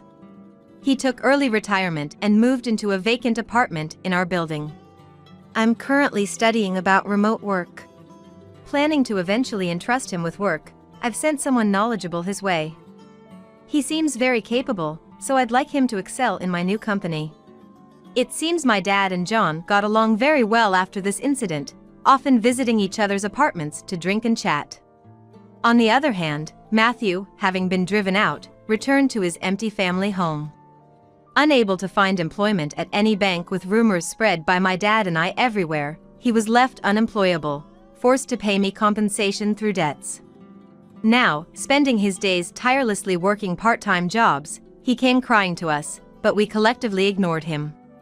Once rumored to be on the fast track to becoming a branch manager, he has fallen far. "When I grow up, I want to be like Grandpa." Harlan has come to respect my dad even more after this incident. Seeing him as a hero for rescuing us from the malicious acts of Matthew and Valeria. "Would you take over for Grandpa someday?" "Yes." Hearing Harlan's willingness to follow in his footsteps, my dad was overjoyed. Determined not to be outdone by my father, I resolved to work even harder. Eventually, both my company and my father's company settled down. "Oh, welcome home, Mom." "Welcome back, looks like you worked hard." When I come home exhausted, I find John had already prepared dinner for us. "I helped today too." "Really? That's great, Harlan. I'm looking forward to dinner." Praising Harlan's effort with a smile, my dad also returned home late. Then, the four of us sat around the dining table, chatting and eating dinner together. In stark contrast to us, Matthew and his accomplices were scattered. Matthew piled up debts upon debts, eventually becoming indebted to a loan shark. And I heard rumors he was put on a ship. Matthew's family home was sold to pay off his debts, and Valeria, now without a place to go, was spotted living under a bridge by an acquaintance. By the way, I received an apology letter from Alyson's parents. They're good people, I hope you'll read it.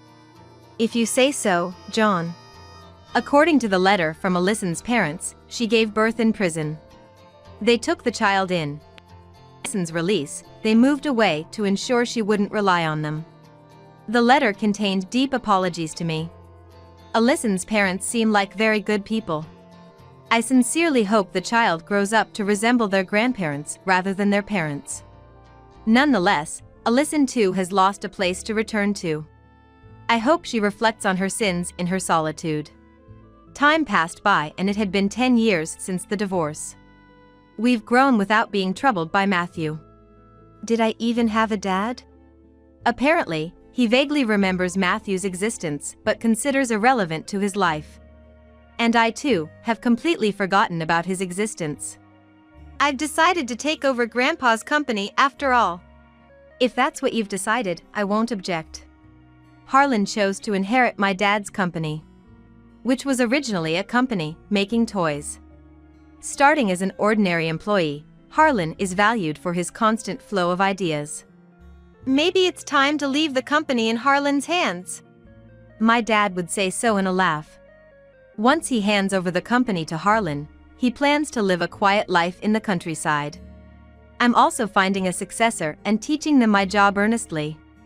Once they've grown enough, I too might consider early retirement and start a new path. With that thought of future in mind, I will continue to work as the CEO. Seems like a son's wife is just an outsider, huh? No need to waste fancy coffee on a stranger like you. We'll enjoy it ourselves. With that, Emil grinned wickedly. Well, if that's how it's going to be, so be it. This is a game. A doubles game between Email Elizabeth and Sale Felicia versus me and my husband. Strategy is key in a game. Just you watch. So, I cheerfully responded, gladly, with a big smile. My name is Diana. A 32-year-old working mother. Married to Elliot for 5 years. The day to build our own house has finally arrived. Building a house has been our goal since the beginning of our marriage. We visited various houses, took our time deciding, and diligently saved up. When our child was born 2 years into the marriage, our plans hit a snag. But Elliot and I persevered, and finally, we reached our savings goal. However, actually building the house was harder than imagined. A house is a big purchase. You can't just buy another if something goes wrong. We considered factors like transportation convenience, shopping accessibility, a child-friendly environment, and the reputation of local schools. And whether it was an easy commute for Elliot, a full-time employee. So many things to consider, even just finding the right location was tough. We eventually settled near the in-laws' house. It wasn't out of preference, but because the location was good. It wasn't about living together, but about bearing with minor annoyances. Once the land was decided, it was time to order the house. This was another challenge. Building our ideal home, with budget at the forefront, was full of issues. We progressed, step by step.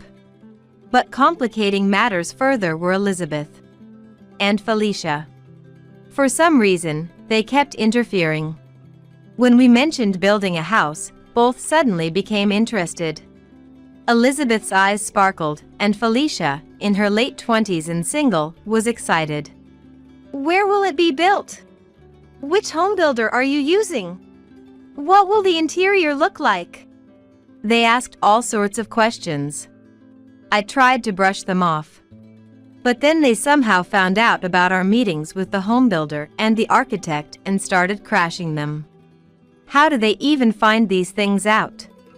Sorry, it was me who talked. Elliot apologized. So you're the culprit? Even glaring at him, it was too late. If the kitchen storage is too little, Elizabeth would say, having a wooden deck is essential, Felicia would add. Somebody, please sew these two's mouths shut. If you're doing barbecues in the garden, a big sink would be useful. A walk-in closet should be bigger, too. The windows should definitely be double-glazed for soundproofing. We'll need a bedroom for Mom and Dad, right? Shouldn't there be a room for Felicia to stay in too? One after another. Wait, hold on. Why do we need a bedroom for the parents-in-law? And what's this about a room for Felicia? Ignoring Elliot and me, Elizabeth and Felicia, with almost a smirk. Keep butting in, making the architect give a wry smile. After they left, I had to confirm with Elliot. I hoped not, but I had this bad feeling. Hey, we're not planning to live together, right? From their manner of speaking, I couldn't shake the feeling they were plotting just that. I hesitantly asked Elliot, who shook his head in a hurry. No way! Dad wouldn't think of leaving the house he's used to. And Felicia's old enough, even if our parents' house was gone, there's no way she'd move in with us. That's what I thought. Elliot denied it, but my anxiety didn't disappear. Somehow ignoring Elizabeth and Felicia's interference, we decided on the design and started construction. And a year later, our dream house was finally completed. It was tough, long, and oh so annoying. Lying on the living room sofa after moving in, I closed my eyes and recalled all the hardships. It was educational and fun looking at various properties.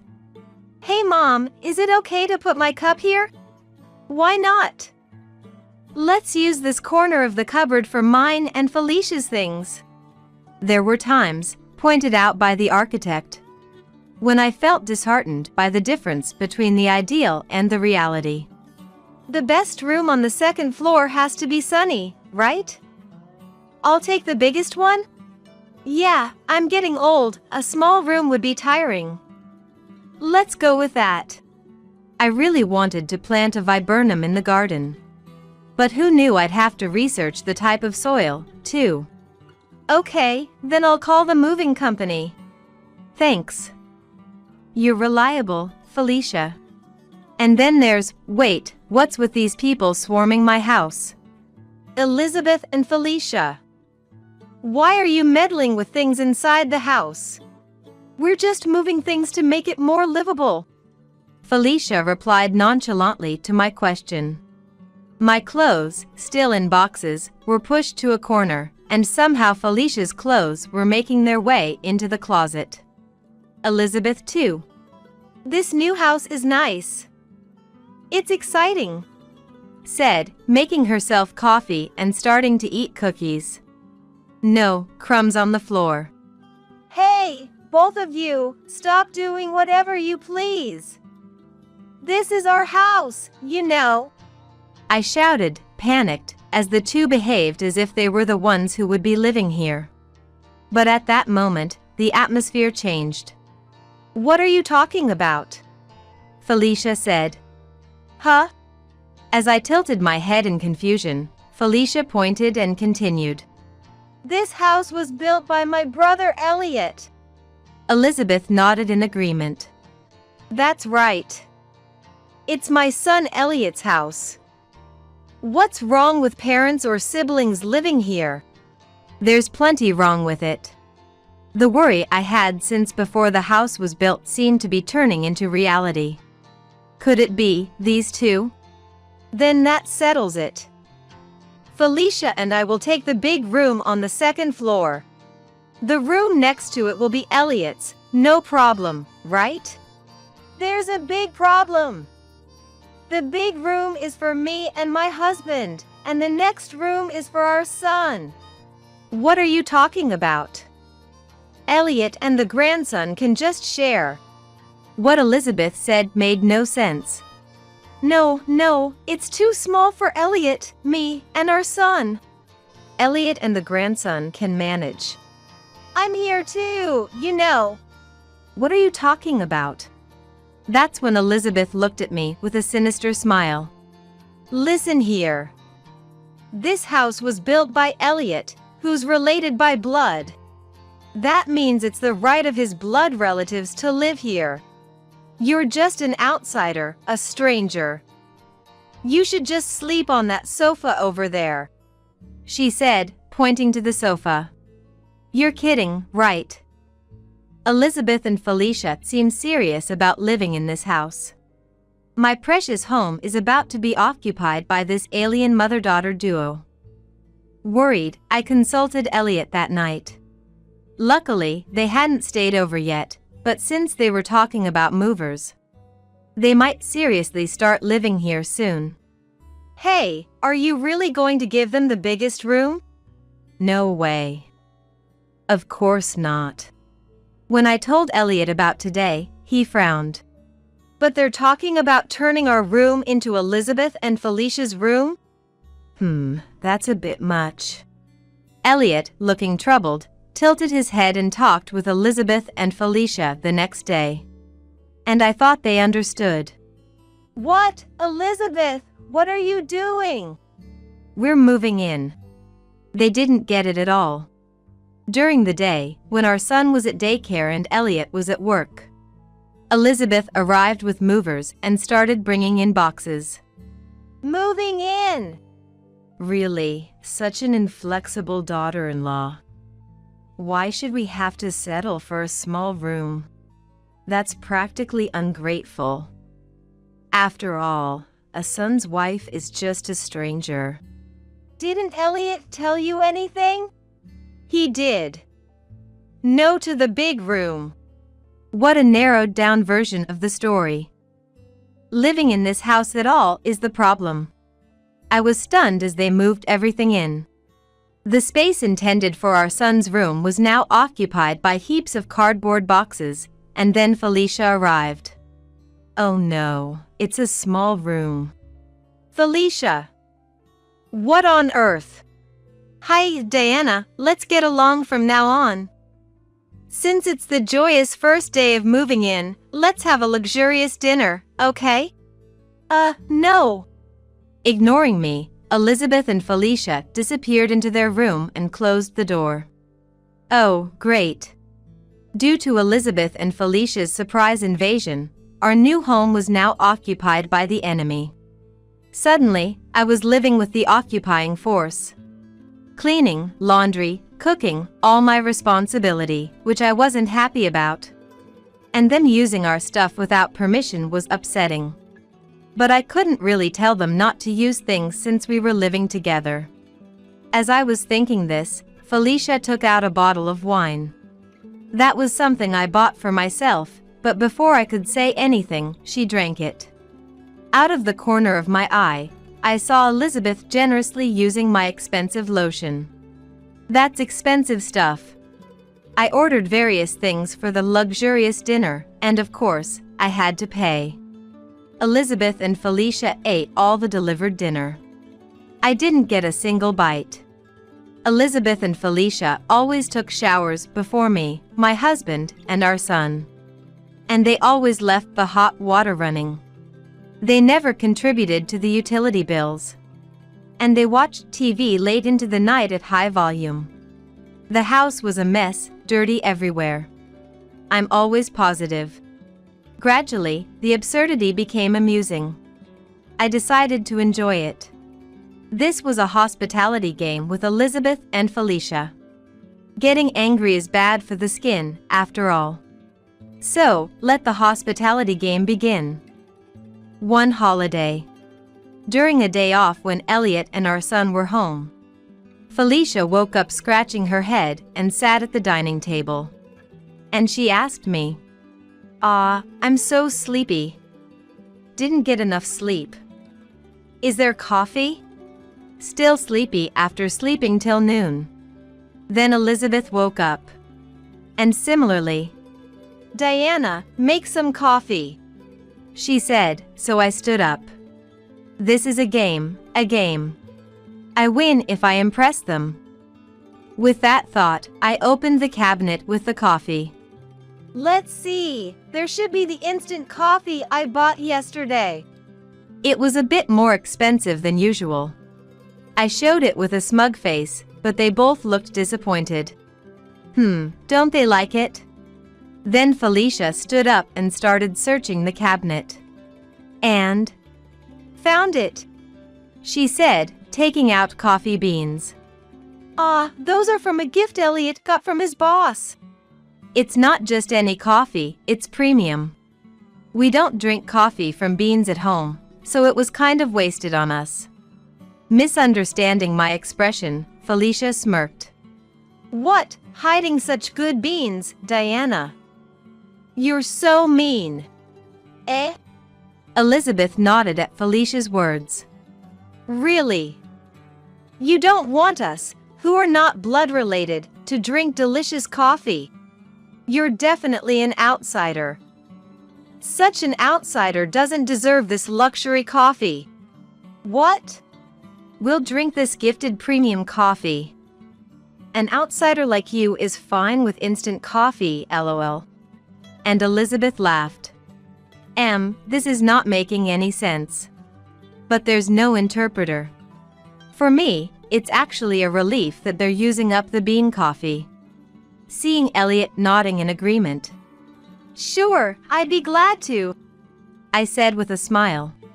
She probably didn't expect that kind of response. What? Elizabeth looked surprised. Ignoring that, I took the coffee beans from Felicia. All right, I'll make some delicious coffee now. Okay then. Felicia seemed puzzled by my smile. There I was, rolling up my sleeves, ready to go. Let the game begin, making delicious coffee. But when I opened the bag and saw the beans, I was a bit stumped. I called Elliot, who was looking worried, for a consultation. He came over as I gestured. What's up? Hey! How do you use coffee beans? I've never made coffee from beans before. I asked Elliot, but I don't know either. He replied. Now we're in trouble. Our game of making the best coffee has hit a snag right from the start. Should we look it up online? No, that's the last resort. What to do then? Just have to wring out whatever little knowledge we have. I think you have to grind them into a powder, said Elliot. Okay, that makes sense. But we don't have a mill or a blender. What about a mortar? It got lost during the move. After some thought, maybe it's fine just to use the beans as they are? I strongly agreed with Elliot's suggestion. So, let's give it a try. Beans as they are, into the coffee maker's filter. Okay, pour hot water over this. Look, Diana, it's getting color. Really? So it's a success. The color is super light, but surely that's what premium coffee looks like. Encouraged, we continued pouring hot water. It's done! We've made premium coffee! We proudly presented it to Elizabeth and Felicia. Elizabeth and Felicia sighed deeply at us. Finally done? How long did it take you to? Seriously. Because of a stranger son's wife, time is wasted. It's so light. Elizabeth smirked as she criticized me, then screamed when she saw the coffee. What? It's so light. Is this tea? Felicia frowned at the coffee too. We, the couple, shook our heads in disbelief. Genuine premium coffee, extracted from high-quality beans. It's probably light in color because it's high class. We have milk and sugar if you need, but you should try it straight first. With a musical note, I cheerfully pushed the cups towards them. But... Please, go ahead. Elliot, is this really premium coffee? Yeah, the finest kind Diana and I made. Try it. After being cheerfully encouraged by both of us, they reluctantly tasted the coffee. Immediately after. So weak. Disgusting. Elizabeth and Felicia both exclaimed. What is this? This is not coffee. What is this? It's definitely weird. Diana, how did you make this coffee?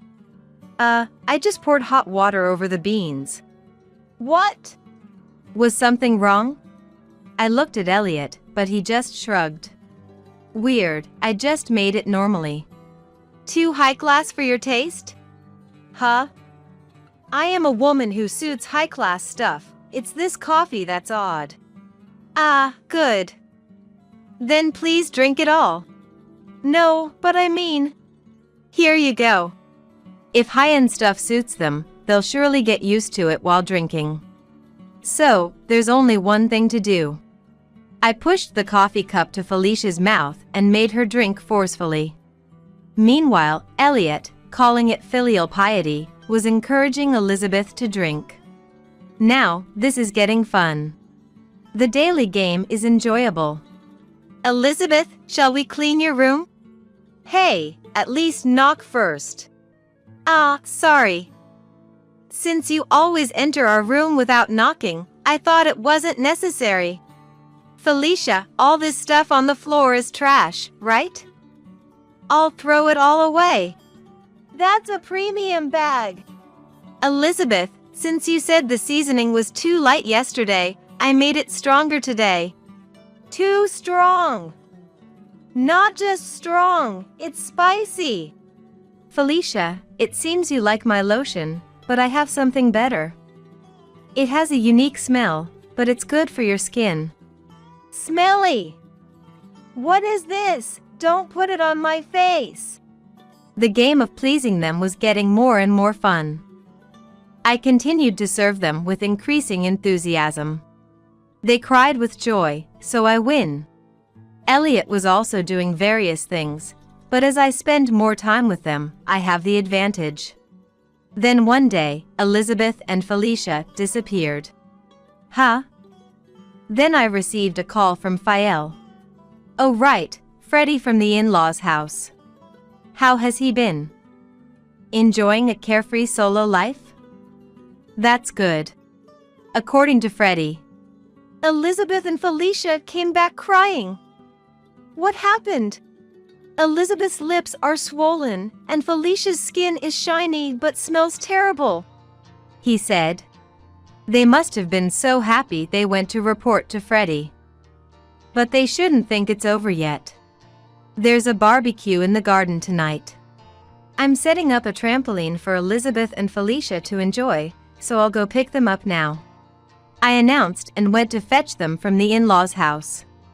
For some reason, they ran away, and a chase began. Eventually, I easily caught elderly Elizabeth and Felicia, who boasted about knowing all the hiding spots since childhood, was found by Elliot. Stop it! Stop it, please!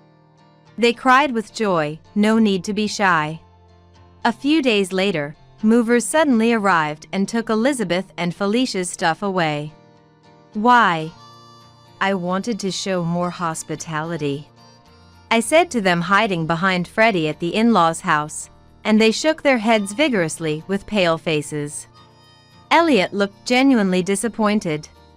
Hey Elliot, seems like our hospitality wasn't enough for Elizabeth and them. Is that so? Maybe we need to study more. Hearing this conversation, Elizabeth and Felicia began to tremble. After that, Elizabeth and Felicia stopped coming to our house. Even when I greet them in the neighborhood, Hello, they run away immediately. Well, it's fine. Peaceful days returned. We remodeled their room into our son's room, and were even talking about having another child. Feeling a bit unfulfilled now the game is over, unnoticed Freddie stood beside me. The real ditzy ones never realize they're ditzy, do they? And muttered. There is no seat of mine. Olivia, oh your seat? I cancelled it. Ava. Today is the wedding ceremony of my dear brother, Jack. Me, his real sister, not having a seat at the groom's side is unthinkable. What do you mean by cancelled? Oh dear. I mean exactly what I said. Your seat isn't here anymore. Laughing almost cartoonishly, adorned with numerous necklaces and bracelets, is Ava, the bride's mom. To me, she's just my sister-in-law's mom, not someone I usually interact with much. But, as it turns out, Ava and I have a bit of history.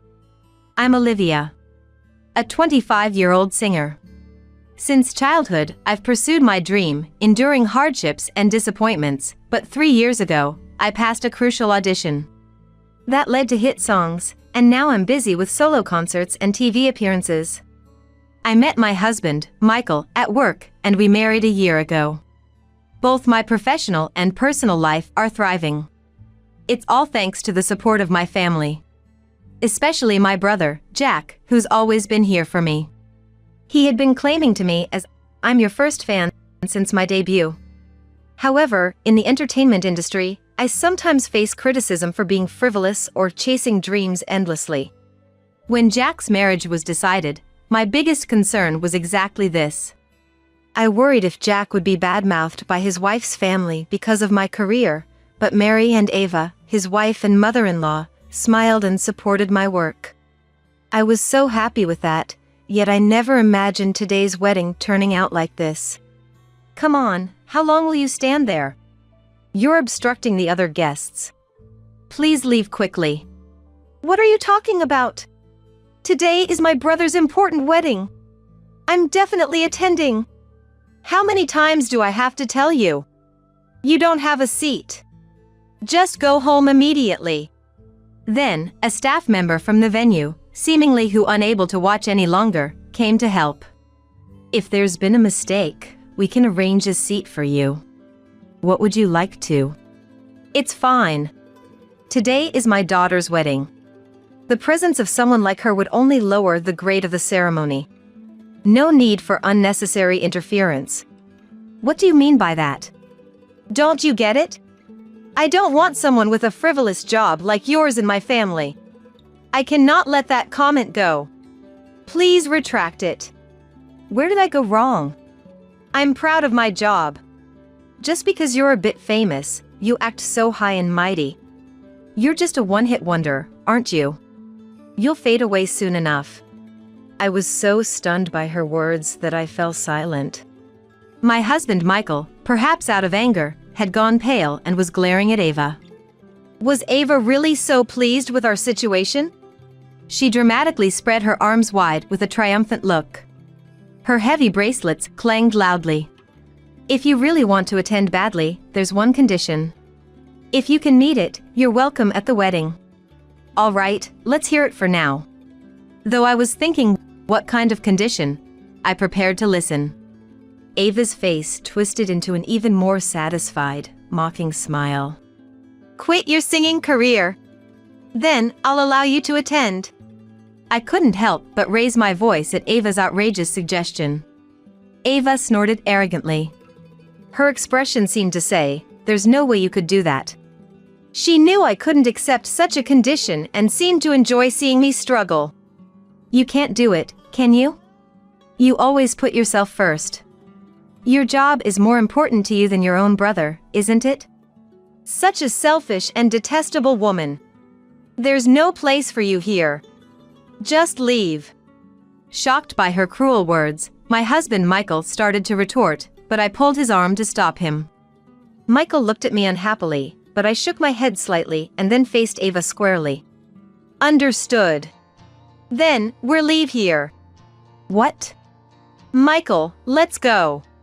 Wait a minute. This is your own brother's wedding, are you sure? Ava seemed panicked as I began to leave the venue, was saying nonsensical things. My reaction must have been quite different from what Ava had expected. Perhaps she thought I would be crying, begging, please let me attend the ceremony. Right after leaving the venue, I heard Ava's screeching voice. How insolent! But I didn't stop. As I walked down the corridor, I heard someone calling my name from behind. Turning around, I saw Jack running towards me, looking frantic. Sis, I heard everything.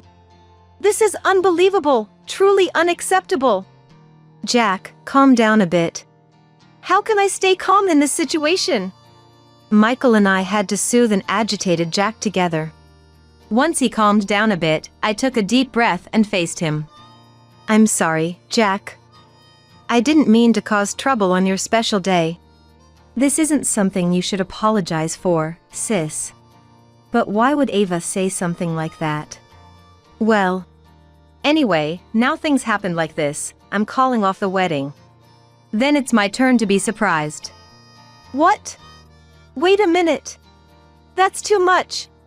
I can't have a wedding feeling like this. But what about Mary? I'm fine with it. Surprised by the unexpected voice, I turned to see Mary standing there. Dressed in a beautiful white wedding gown, Mary looked like a fairy, but her face was clouded with sadness. This pained my heart even more. I'm sorry that my mom's behavior. I don't understand why she did that. It's not Mary's fault. But I can't go on with the wedding knowing I've caused you such distress. We'll explain it to the guests. So, sis, don't worry about it. All right. But don't push yourselves too hard. Sis, I'm sorry. I'll come and apologize properly later. I'm very sorry. Mary. Tears streamed down Mary's face as she apologized repeatedly, and I felt like crying too. What should have been the happiest day of her life was ruined. This made me even angrier at Ava. But there was nothing more we could do there. Michael and I left the venue with feeling terrible. According to Jack, who called me that night. When Ava heard the wedding was cancelled, she was furious. Seemingly oblivious that she was the cause, although she ranted about the preparations and the money spent. However, an angry, tearful Mary and Ava's husband, now aware of the situation, scolded her, and she reluctantly backed down. Jack and Mary told the guests that a family member had fallen ill as an apology. Not revealing the truth was probably their way of showing some mercy to Ava. Thinking of their feelings, I felt deeply saddened. How did things end up like this? While Jack and Mary's support was comforting, but I couldn't help feeling down, blaming myself for being a singer. A week later, Michael and I visited Jack's house. We had received a call from Jack and Mary, who wanted Ava to join them in making a formal apology. They should be the ones coming to our house. Ava absolutely refuses to do that. Are they really sorry then? I think so too, but considering Jack and Mary's feelings. I didn't want to see Ava, but after hearing Jack and Mary's earnest apologies on the phone, I couldn't refuse. Besides, I had something important to resolve. Sis, sorry for bothering you today. Mom, come on, greet them properly. They apologized repeatedly as we arrived. Ava, looking displeased, merely muttered, "Oh, hello." Seeing this, an almost tearful Mary scolded her. I was beyond anger, so already wanting to leave, but I didn't. Because Jack urged, "Please come in." Michael and I sat down, opposite side was Jack and Mary, with Ava also seated. It's about. Mary began. I wanted to be a singer. It's embarrassing now. There's nothing embarrassing about it. Mary has more talent than anyone. Mom, please be quiet. As you can see, she was more enthusiastic about me becoming a singer than I was. Singing is the perfect career for Mary. Please, just be quiet. Ava, about to start shouting, was silenced by Mary's firm words. Of course, singing was my dream too. But as I realized there were better singers out there, my desire faded. Yet, Mom insisted I become a singer. So, 3 years ago, in my graduation year, I promised the audition I took that would be my last. If I passed, I'd pursue singing, but if I failed, I'd give up. And I failed. It wasn't just a failure. You made it to the final round. You were almost successful. As Ava exclaimed, I was intrigued by the audition 3 years ago. It was the same audition that kick-started my career as a singer. I had a suspicion. Mary, was that the audition? Yes. The same one Olivia passed. I participated too. I hadn't realized it at all. You only care about yourself, don't you? Such an unpleasant woman. Mary, with tears in her eyes, reproached Ava, who spat out her words with vehemence. As I watched the two of them, I finally felt a sense of understanding. Hearing Mary's story, Ava's past behavior finally made sense to me. And seeing Ava's attitude now, I decided to go through with the decision I had secretly made. I finally understand, Ava. Oh, what's with that look? How insolent. Honestly, I wasn't sure whether to say this or not. After all, you're Jack's mother-in-law. I didn't want to make a fuss. What do you mean? Ava, you've been saying it all along, haven't you? To introduce Mary for a singing job or to refer her to my agency. Eh? Mom, you said that? That was just small talk. Even for small talk, it felt like big pressure. You became more aggressive when I didn't take you seriously, and recently, you even threatened to sell my private photos to a tabloid if I didn't introduce her. Hey, that's practically threatening. Jack, enraged, leaned forward, but I gestured for him to stay calm. Next to him, Mary opened and closed her mouth in disbelief. She might have been too shocked to find words, not expecting her own mom to do such things. I felt a bit guilty, but I couldn't stop now. The incident at the wedding ceremony, was it your way of getting back at me because things didn't go your way? Mom, did you really do such a terrible thing? That is. You coward. Bringing this up in front of Mary. I knew Ava didn't want Mary to know about her actions. Mary would be hurt if she found out. That's why I had been hesitant to say anything. But I had explained the situation to Michael, then he nodded slightly at me from beside of me. Ava was ignoring Mary's attempts to stop her, approached me, veins throbbing on her temples. Let me make it clear. Mary has far more potential as a singer than you. If it weren't for you, she would have passed the audition. She could have been a singer, even a star. I let her marry into a less impressive family, thinking it might lead to a singing opportunity for her. How dare you take advantage of my kindness? Ava's intensity silenced not just me, but Jack and even Mary. As we stood there stunned, Ava continued her irrational tirade. You probably used some dirty tricks to pass that audition, didn't you? Bribe the judges, maybe even seduce them. You seem like the type of doing that really well. Even now, who knows what you're doing to get work? Mom, please stop! Mary's tearful plea seemed unheard by Ava. I was so overwhelmed, I didn't know whether to be angry or sad. Then, Michael spoke up. Olivia passed the audition on her merit. Aren't you a sweet husband? But your wife's popularity is just a fluke. Likewise, Mary failing the audition was a matter of merit. Michael's firm tone even caught Ava off guard. I remember that audition 3 years ago well. All the finalists were closely matched in talent. But Olivia had the strongest determination to become a singer. What right do you have to say that? You're not even involved. I am involved. Huh? I was a judge at that audition. I'm Michael, a music producer.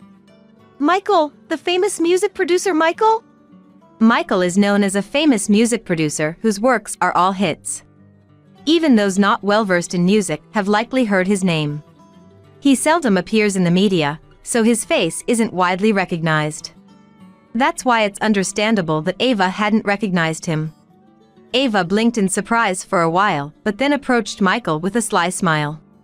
I had no idea that you were the famous Michael. You should have told me sooner. What would you have done if I had? Of course, I would have introduced Mary to you. She's a diamond in the rough. With your help, Michael, she could become a star singer. Enough, Mom. Do you even know what you're saying? Be quiet. I will make Mary a singer, no matter what. Stop it, please. Mary yelled with a voice that sounded to shake the room, tears streaming down her face as she glared at Ava. Her face was red with anger, fists clenched tightly, clearly furious from the bottom of her heart. In conclusion, Mom just wanted to make me a singer for her own vanity and desires. That's the worst. How can you say such things to your mother? A parent's dream is their child's dream. Children have a duty to fulfill their parents' dreams. Don't you understand that? I gave birth to a child with a talent for singing, just for this. Don't talk nonsense. The one talking nonsense is you. You could have been rich and famous. What a disappointment. That's it, I've had enough. I'm cutting ties with you, Mom. What? Are you out of your mind? From this moment, you are a stranger to me. Please leave. Mary, don't joke around like that. Get out. Mary, with a strength that belied her slender arms, pulled Ava and pushed her outside the door. Ava, having been thrown out, angrily pounded on the door. When Mary threatened to call the police if she didn't quiet down, Ava's anger turned to tears and pleading. Mary, why are you doing this to me? I've always done everything for you. Still saying that. Apologize to Olivia, you shameless woman. Watching Mary shout pained to me, but I was glad she stood by me to the end. I secretly decided that if Jack and Mary would have another wedding, I will definitely support them. 3 months after the incident with Ava. Ava, disowned by Mary, was also divorced and kicked out of her home by her husband. It was discovered that she had secretly incurred debts in her efforts to make Mary a singer. She faced claims for damages to her family and me, as well as the wedding cancellation fees, which further increased her debts.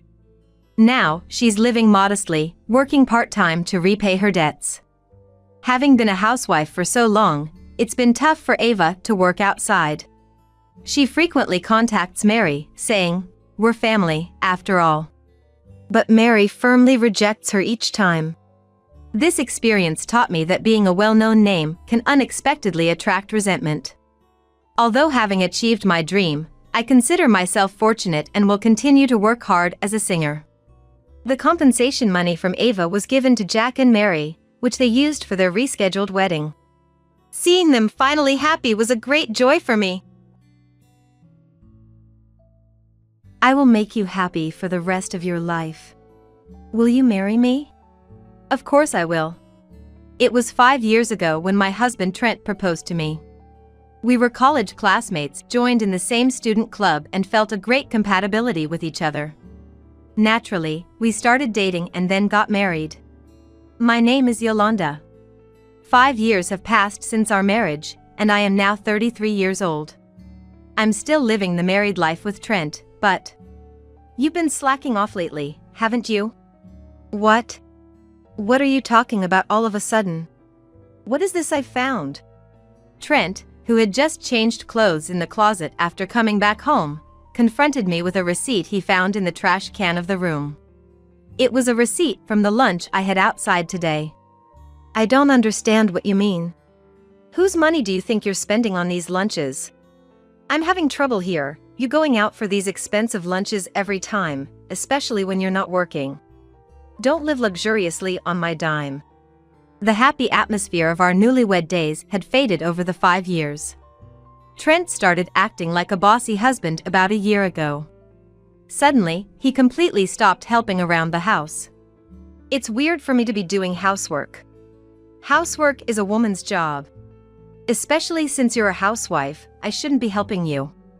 With a mean smirk, Trent started making snide remarks. Although I was puzzled at first, I got used to his attitude within half a year. However, he wouldn't give me any answers when I asked why he changed. Yet without any clear reason, Trent just kept on bossing around every day. But look at the cost of that lunch, it's pretty cheap, right? It's not even $15 per person. I don't think it's expensive enough to be angry about, and it's not like I go every day. Is it bad even once a month? What? Just because it's infrequent, you think that makes it okay?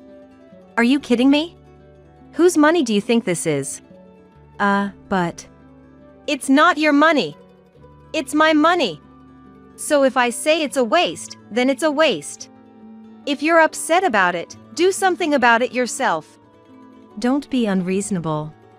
Besides, you were the one who said I shouldn't work. Isn't that a bit much to say? I kept working even after we got married.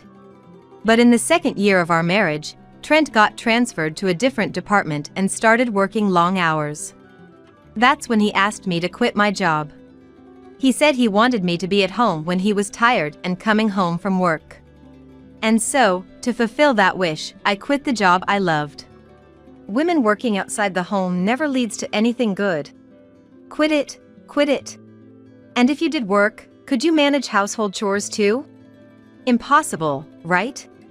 It's clear you wouldn't be able to handle it all perfectly. But I don't think it's right to complain like that. However, I had already reached my limit with Trent's attitude. I wondered why he needed to say that far. Without any clear reason or cause. And no answers even when I asked him directly. I was thinking that if this continued for life, maintaining our marriage would be difficult. With that way of speaking and your ridiculous attitude, it's really unbelievable. If that's the case, I won't do the housework and will go out instead. I'll take care of my own chores, but you'll have to do your own, Trent. What? Why the hell? Isn't it obvious? There's no way I'll do this being blamed like that. I don't know where you got these ideas, but the days of housework is women's work have already gone. If you're going to keep complaining, then I have my own plans. I began to calmly clear up the dishes in the sink. Usually, when I speak up like this, Trent loses his words and starts mumbling, "No, I didn't mean, But even paying attention to that is tiresome. Ending a marriage isn't something that can be done easily. That's why a part of me still wants to believe that one day things will change. Tossed around by this difficult issue, I kept wondering whether I should cut ties with Trent. Then one day, out of the blue, Trent sent me a message. "Starting next month, I'll take charge of your wallet." I had no idea what he was talking about, but that night, when Trent came home, he started to explain. "Clearly, I can't entrust you with our finances. Starting next month, I'll be managing the money." What? Why all of a sudden? Did something happen? Let's be honest, you've been really extravagant, haven't you? To be frank, I have no idea about the amount you're spending. So, I'll take control of the finances. That way, we won't waste unnecessary money, right? I was bewildered, wondering what he was suddenly talking about. I thought maybe the issue with the lunch before was really bothering him. Look, about that lunch the other day? I've said it many times, but I don't go that often, you know? I can't trust you. What? So, what would make you satisfied? I'll be satisfied if I manage it for the time being. Huh? So, you just want to manage it yourself and you're making up excuses? No. That's not it. I just want to keep track of it. Got any complaints? It's strange. Why should you manage the money I earn by working? I should be the one managing it. Whenever Trent lies or makes a desperate excuse, he always shows a look of annoyance. And right now, he's making those excuses right in front of me. There must be some other reason. Hey, are you hiding something? What? I'm not hiding anything. Well, even if you say it's not good, starting next month I'll be the one managing. Got it? This is a done deal. It's fine to say that, but can you manage it? Trent, you're not exactly frugal. Are you mocking me? I can manage my own salary. Well, your spending money will be just $100 though. Trent, looking very pleased with himself, decides on the amount of money I can freely use and laughs heartily. In the first place, how does he expect me to manage with just $100? He clearly has no understanding of our household finances. And what about the living expenses? At this point, I felt it was best to keep my cool. Oh, so you got $300 and you're calling me stingy? Don't compare me to you. I'm the one who earned that money, so it's only natural. Besides, you can hardly do anything with just $300. It was inconvenient for me. Don't say you decided to take control just for that reason. That's none of your business. You've been leeching off me all this time. Now, it's time to pay for being such a parasitic woman. Parasitic, huh? I never thought I'd be called bad like this. I don't care. Listen, I'm managing the finances from next month. It's decided. Don't complain every time, got it? Trent fled to the bathroom and took a shower. I was far from convinced. Because I felt that Trent was hiding something more. The next day, I tried to uncover the truth. But of course, there was no obvious evidence lying around the house. It's strange. I felt like he was hinting he needed money, but, Suddenly, I remembered our savings account. Actually, we had set up this account after getting married. It was intended for emergency expenses. I noticed that the drawer containing the banking card had been slightly opened. I haven't opened it recently, surely not. Tentatively, I checked the bank balance online. And there it was, the balance was only $7. What? What is this? I was speechless to see that, which should have been well over several $1 million, was almost nothing. That night, I confronted Trent, but the answer I got was unexpected. What's wrong with me using it? I earned the money. If you don't like it, we can get a divorce, you know? What do you mean? This was the account we were saving for emergencies. I can't believe you used it without asking. What did you spend it on? Trent was unapologetic. Moreover, he boldly claimed it was his money. However, the withdrawn amount was about $6 million. Obviously something was wrong. I was thinking of divorce if he evaded the reasons, but it ended up with him implying divorce first. However, Trent, with a composed attitude, blurted out something outrageous. Well, it was for my girlfriend. What? I spent it on my girlfriend. Got a problem? Trent casually admitted to having an affair, with a creepy smile on his face. I was beyond angry and managed to deal with the situation calmly. She's younger and cuter than you, so I don't mind getting a divorce at all. Oh, really? Well, since you're so openly talking about your affair in front of me, you must be prepared, right? Then Trent burst out laughing. Ahahaha. Hilarious. You know, in this world, evidence is everything. Proof? Preparedness? Do you even have that?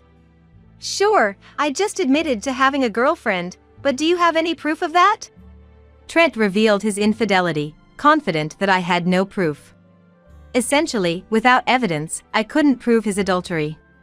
This meant that no matter what was said, he could deny everything in a crunch since there was no proof. In the world, you often hear about housewives realizing their husband's infidelity, then getting compensation in divorce court. But reality isn't so sweet. You won't be able to do anything to me and will be divorced. What's that supposed to mean? See? You're starting to understand your position, right? You don't want to be divorced, do you? So just shut up and follow what I say. The reason doesn't matter. Trent smirked triumphantly at me. I despised Trent from the bottom of my heart, but I knew I had to handle this calmly. Okay, so I'll be managing the finances from next month. Oh, and I have plans to go on a trip with my friends next weekend. I won't tell you where to avoid being caught. Anyway, it'll be interesting to see what you can do with just $100 a month. Trent then went into the bedroom. After a while, I could hear him talking to someone in the room. It must have been his mistress. On that day, I realized I was betrayed by my husband and my life was being controlled. Or so it seemed. A month later, Trent returned from his trip with his friends, rolling his suitcase. I'm back! Had a blast. Don't expect any souvenirs from me, obviously.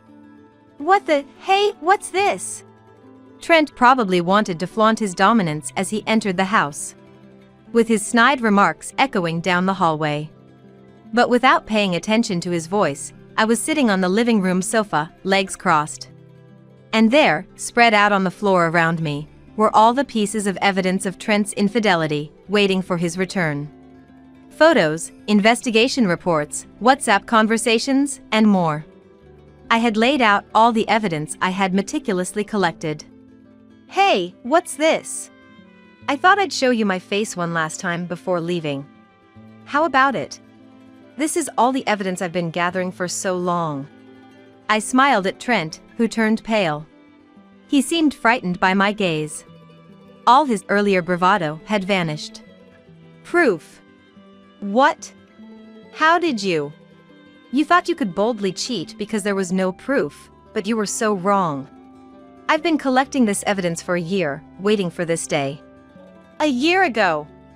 I had accidentally seen a ridiculous message of "I love you" on your mobile phone a year ago, which tipped me off about the affair. Since then, I had been discreetly gathering evidence, entrusting it to professionals. Wait.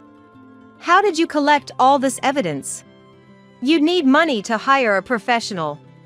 You didn't use my money, did you? I think it's questionable that you keep referring to it as your money, but right after I discovered your affair, I started a data entry job to have my own disposable income. What? I did all this to save up for investigation costs and gather evidence. But the side job ended up being more successful than I thought. Within half a year, I was making as much as an average salaried worker. That's why I could afford to go out for lunch without worry and even hire a professional. Are you serious? I plan to keep doing it. So let's get a divorce. I don't need you anymore. I stood up from the sofa and was about to leave the room, when Trent grabbed my arm. Wait. I don't want a divorce. What? I quickly shook off his grip and glared at him. Who said it was okay to divorce? Since I have your permission, I'll proceed with the discussion, all right? Wait. I wasn't serious. I just wanted to scare you a bit. So? I sighed deeply. Just thinking that I married this man made me feel disgusted. Sorry. I'm really sorry. Please forgive me. No. I didn't want to hear any more excuses, or see his face or hear his voice. So I just added a single word and left the house. Of course, I had copies of all the evidence scattered on the floor. I had the originals and all the photos. So I deliberately left them scattered as a final parting gift. Don't go, please. I'm begging you. I ignored his familiar voice behind me, closed the front door, and went back to my parents' house. 3 days later. Trent, his mistress Yvonne, me and my lawyer arranged to meet. The topics were only compensation in the divorce case and repayment of the squandered savings. I demanded $3 million from Trent and $1.5 million from Yvonne. Don't joke with me. I will absolutely not pay $1.5 million. Yvonne came at me, yelling loudly. Trent tried desperately to stop her, but I was not idle enough to deal with these foolish people. Or rather, Trent had no taste in women. A junior from the same company, just because she's fairly good-looking, he got involved with such a woman. All right, if that's the case, we won't settle out of court. Let's go to trial then. What? A trial? Why? I became weary of even explaining inside, ready to leave the place. Why do I have to confront such idiocy? And then, I just let out what I was thinking, both in my expression and attitude. Ugh. Ridiculous. You knew he was married when you got involved with him, right?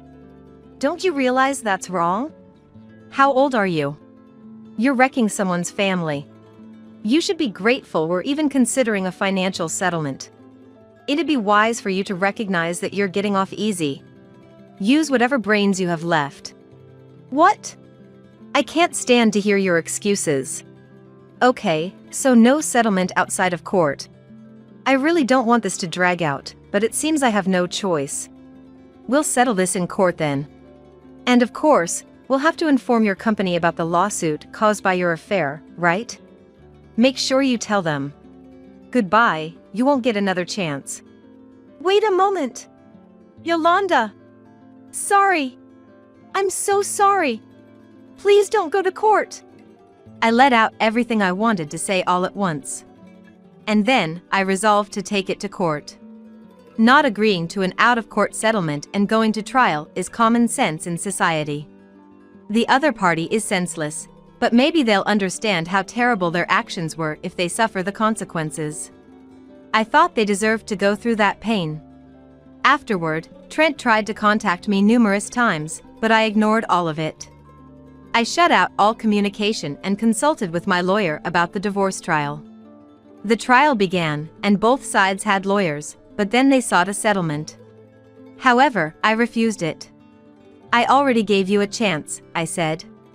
And then, I won the case. Even though the compensation was reduced, I was really glad to settle everything decisively in court. Following the trial, both of them took voluntary retirement from the company.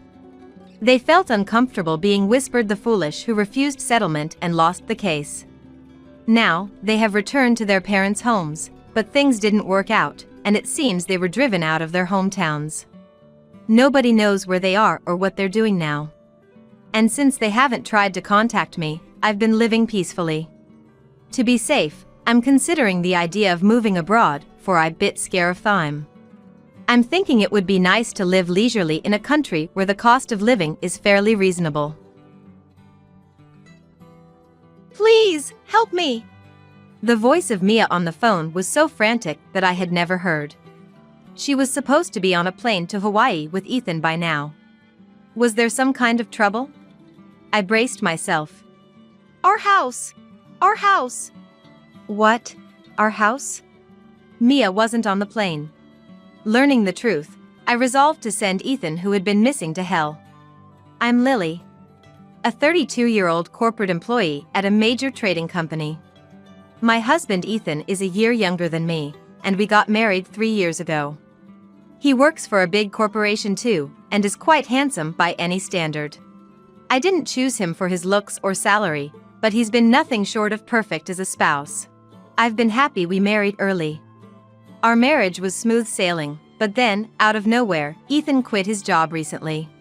According to him, he couldn't give up his dream of becoming a writer and needed to submit lots of manuscripts for competitions to debut. I told him, "You can write after work on weekdays or on weekends." But my words fell on deaf ears.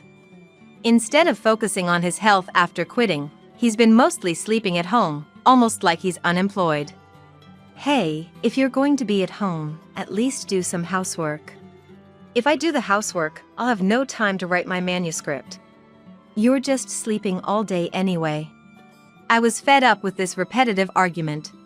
Not working, not doing house chores, just sleeping. My patience with Ethan was wearing thin, and I started considering divorce. But thinking about my good income, Ethan's remaining savings, and most of all, Mia, Ethan's mother, who was overjoyed about our marriage, made it hard to take that step.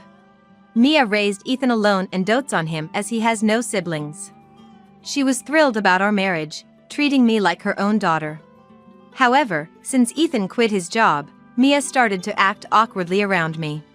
She often didn't respond to my messages. It was clear she was avoiding me, and I couldn't figure out why.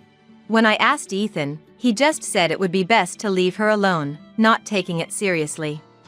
Gradually, I too started to dread contacting her, deciding to just observe as he suggested.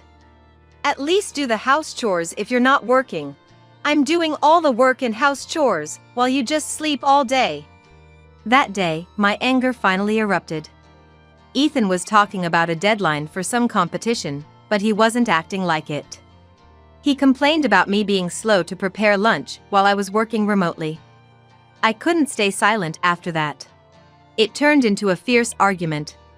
"You're always working too, never make a decent meal. What, should I just not eat?" "Your lazy behavior without working is only possible because I'm out there earning our living expenses, right? Your savings hardly make a dent in our costs." Being called out for not working and being supported by me, Ethan's face turned red with embarrassment and he started shaking. I thought if he got violent, I'd leave the house right away, but thankfully, that worst-case scenario was avoided. Without saying a word, Ethan stormed out of the house. Watching him leave in his casual clothes, with just his mobile phone and wallet, making deliberately loud footsteps, I felt like I was looking at a petulant child. The only place he could go in that getup would be his parents' house. I thought of warning Mia in advance about Ethan possibly causing trouble, but, as usual, she didn't answer her phone. He sneaked back home later that night, but from that day on, our conversations dwindled, and he started avoiding me, going out more frequently. For an unemployed Ethan, his destinations were limited, usually his parents' house, and sometimes I'd find receipts from internet cafes. I tried to initiate conversations several times, but each time, he would escape to his room or just leave the house. I gave up on repairing our relationship and started preparing for a divorce. I thought it best to inform Mia about the divorce. I sent texts and made calls, but got no response. Even when I asked Ethan that something might have happened to her, he just said she was fine. Considering how often he visited his parents' house, I believed him, but I started doubting his whereabouts. I could just ask Mia how often he visits her, but I couldn't get in touch with her. I thought about investigating his whereabouts myself, but with work and household chores, I didn't have the time or energy. Returning home after a late-night overtime shift, I found him fiddling with something in front of the closet. "What are you doing up so late?" Welcome back. Actually, I'm planning to take Mom to Hawaii tomorrow, just packing for the trip." "Tomorrow? That's quite sudden." Unconcerned by my surprise, he happily packed the luggage. I knew Mia always wanted to go on a trip. After Ethan's father passed away when Ethan was young, Mia devoted herself to working and raising him alone. She rarely even went to the department store, let alone on trips. I remember her saying that with a wistful smile. "This month, Mom turns 60, so I thought I'd fulfill her long-standing dream." "Mia's turning 60 already." Yeah, that's why I've been working part-time lately, saving up money for this. But there's a bit of a problem. He looked up at me. I've got enough for Mom's part of the trip, but I'm short for my half. I've been saving, but it's not enough. So, I was wondering, Lily, could you help out a bit? Is that okay? He looked at me with a pleading expression, radiating charm as if refusing him would be unthinkable.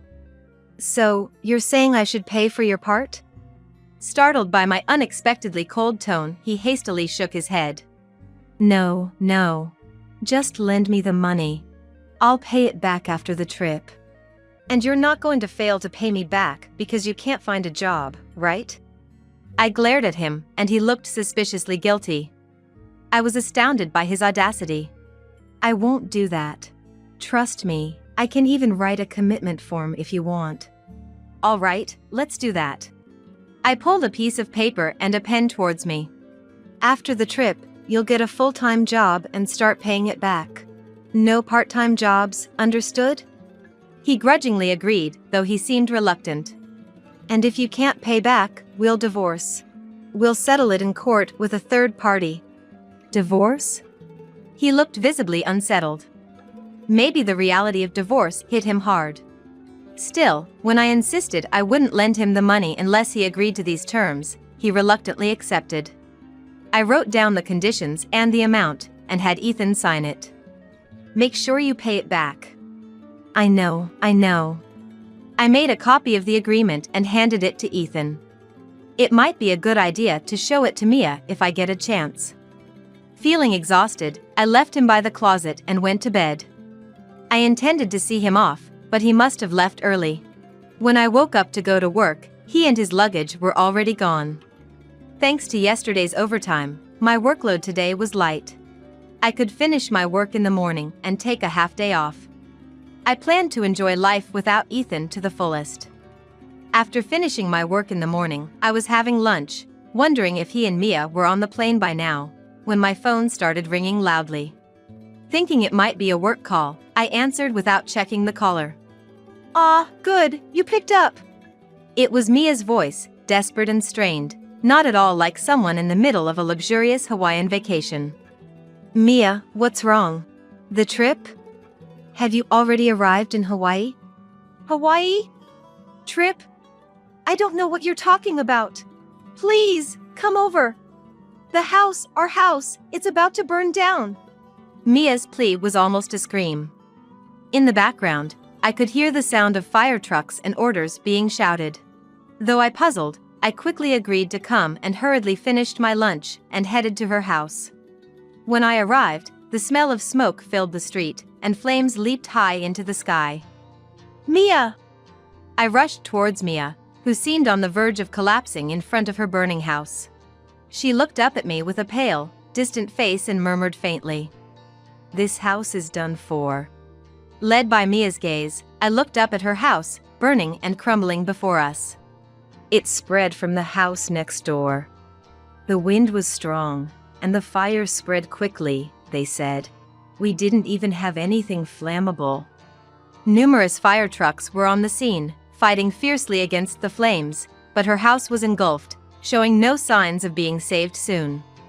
The wind was strong, occasionally sending sparks flying our way. It's dangerous here, why don't we go to my place for now? You won't be able to enter the house even after the fire dies down. Mia looked at me, hesitating, her face showing a reluctance to be involved with me. I somehow understand you've been avoiding me. But we can't just stand here forever.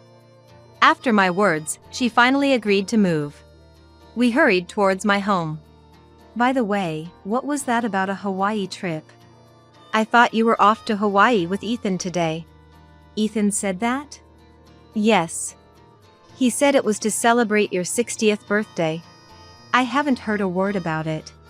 We were both confused by our completely mismatched stories.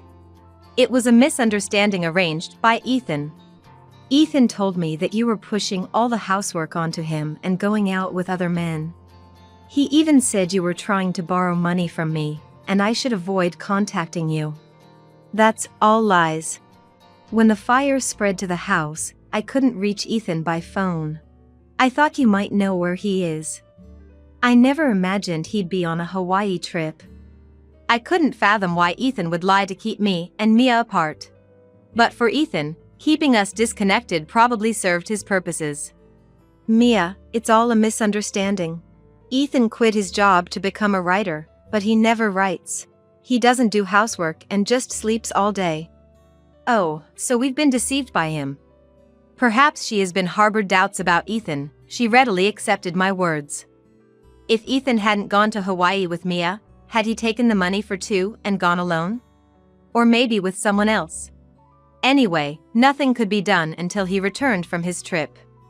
I'll confront him thoroughly when he gets back. That night, Mia and I spent a long time talking, catching up on everything we'd missed. The firefighters had informed us that it was inevitable that the house burned down, so she agreed to stay at my place until she found a new home.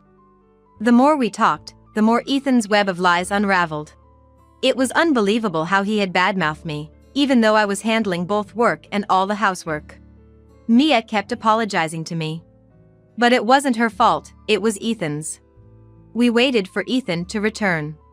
What's this all about? For days later, Ethan, oblivious to everything, cheerfully returned home, only to be dragged by Mia and me to the remains of Mia's house. Ethan was speechless in front of the burnt-out house. Ethan, you lied to Mia and me, and leisurely went on a Hawaii trip while everything burned down. Lies? What are you talking about? He was visibly shaken and unsettled. Before I could say anything, Mia stepped forward. Ethan, aren't you ashamed? Lying to Lily to get money. Who did you go on the trip with? Her anger was fierce, and I involuntarily stepped back. At first, Ethan tried to retort, but the glares from both Mia and me left him speechless. Wouldn't it be better to just admit it? If we go to court like the commitment form says, you'll lose immediately. I haven't said I won't pay it back yet. You never intended to, right? I know about your real job, Ethan. He glared at me, trying to hide his panic. What are you talking about? Rent a boyfriend. Did you enjoy your trip with your client? If your company finds out, you'll be fired for violating the rules. At my accusation, he gasped. Mia had told me about his secret job the night she stayed at my place. She didn't know what he did, but she mentioned he often came to her house with envelopes bearing a store's logo. Relying on her memories, I found a rent-a-boyfriend website.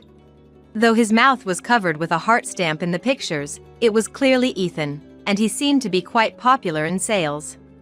I admit I've been working, but the trip was different.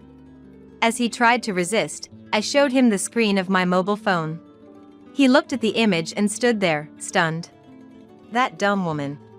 It was a disaster that you went on a trip with her. On the screen was a photo of Ethan lying on a Hawaiian beach, smiling next to an unfamiliar woman. The date was from 2 days ago.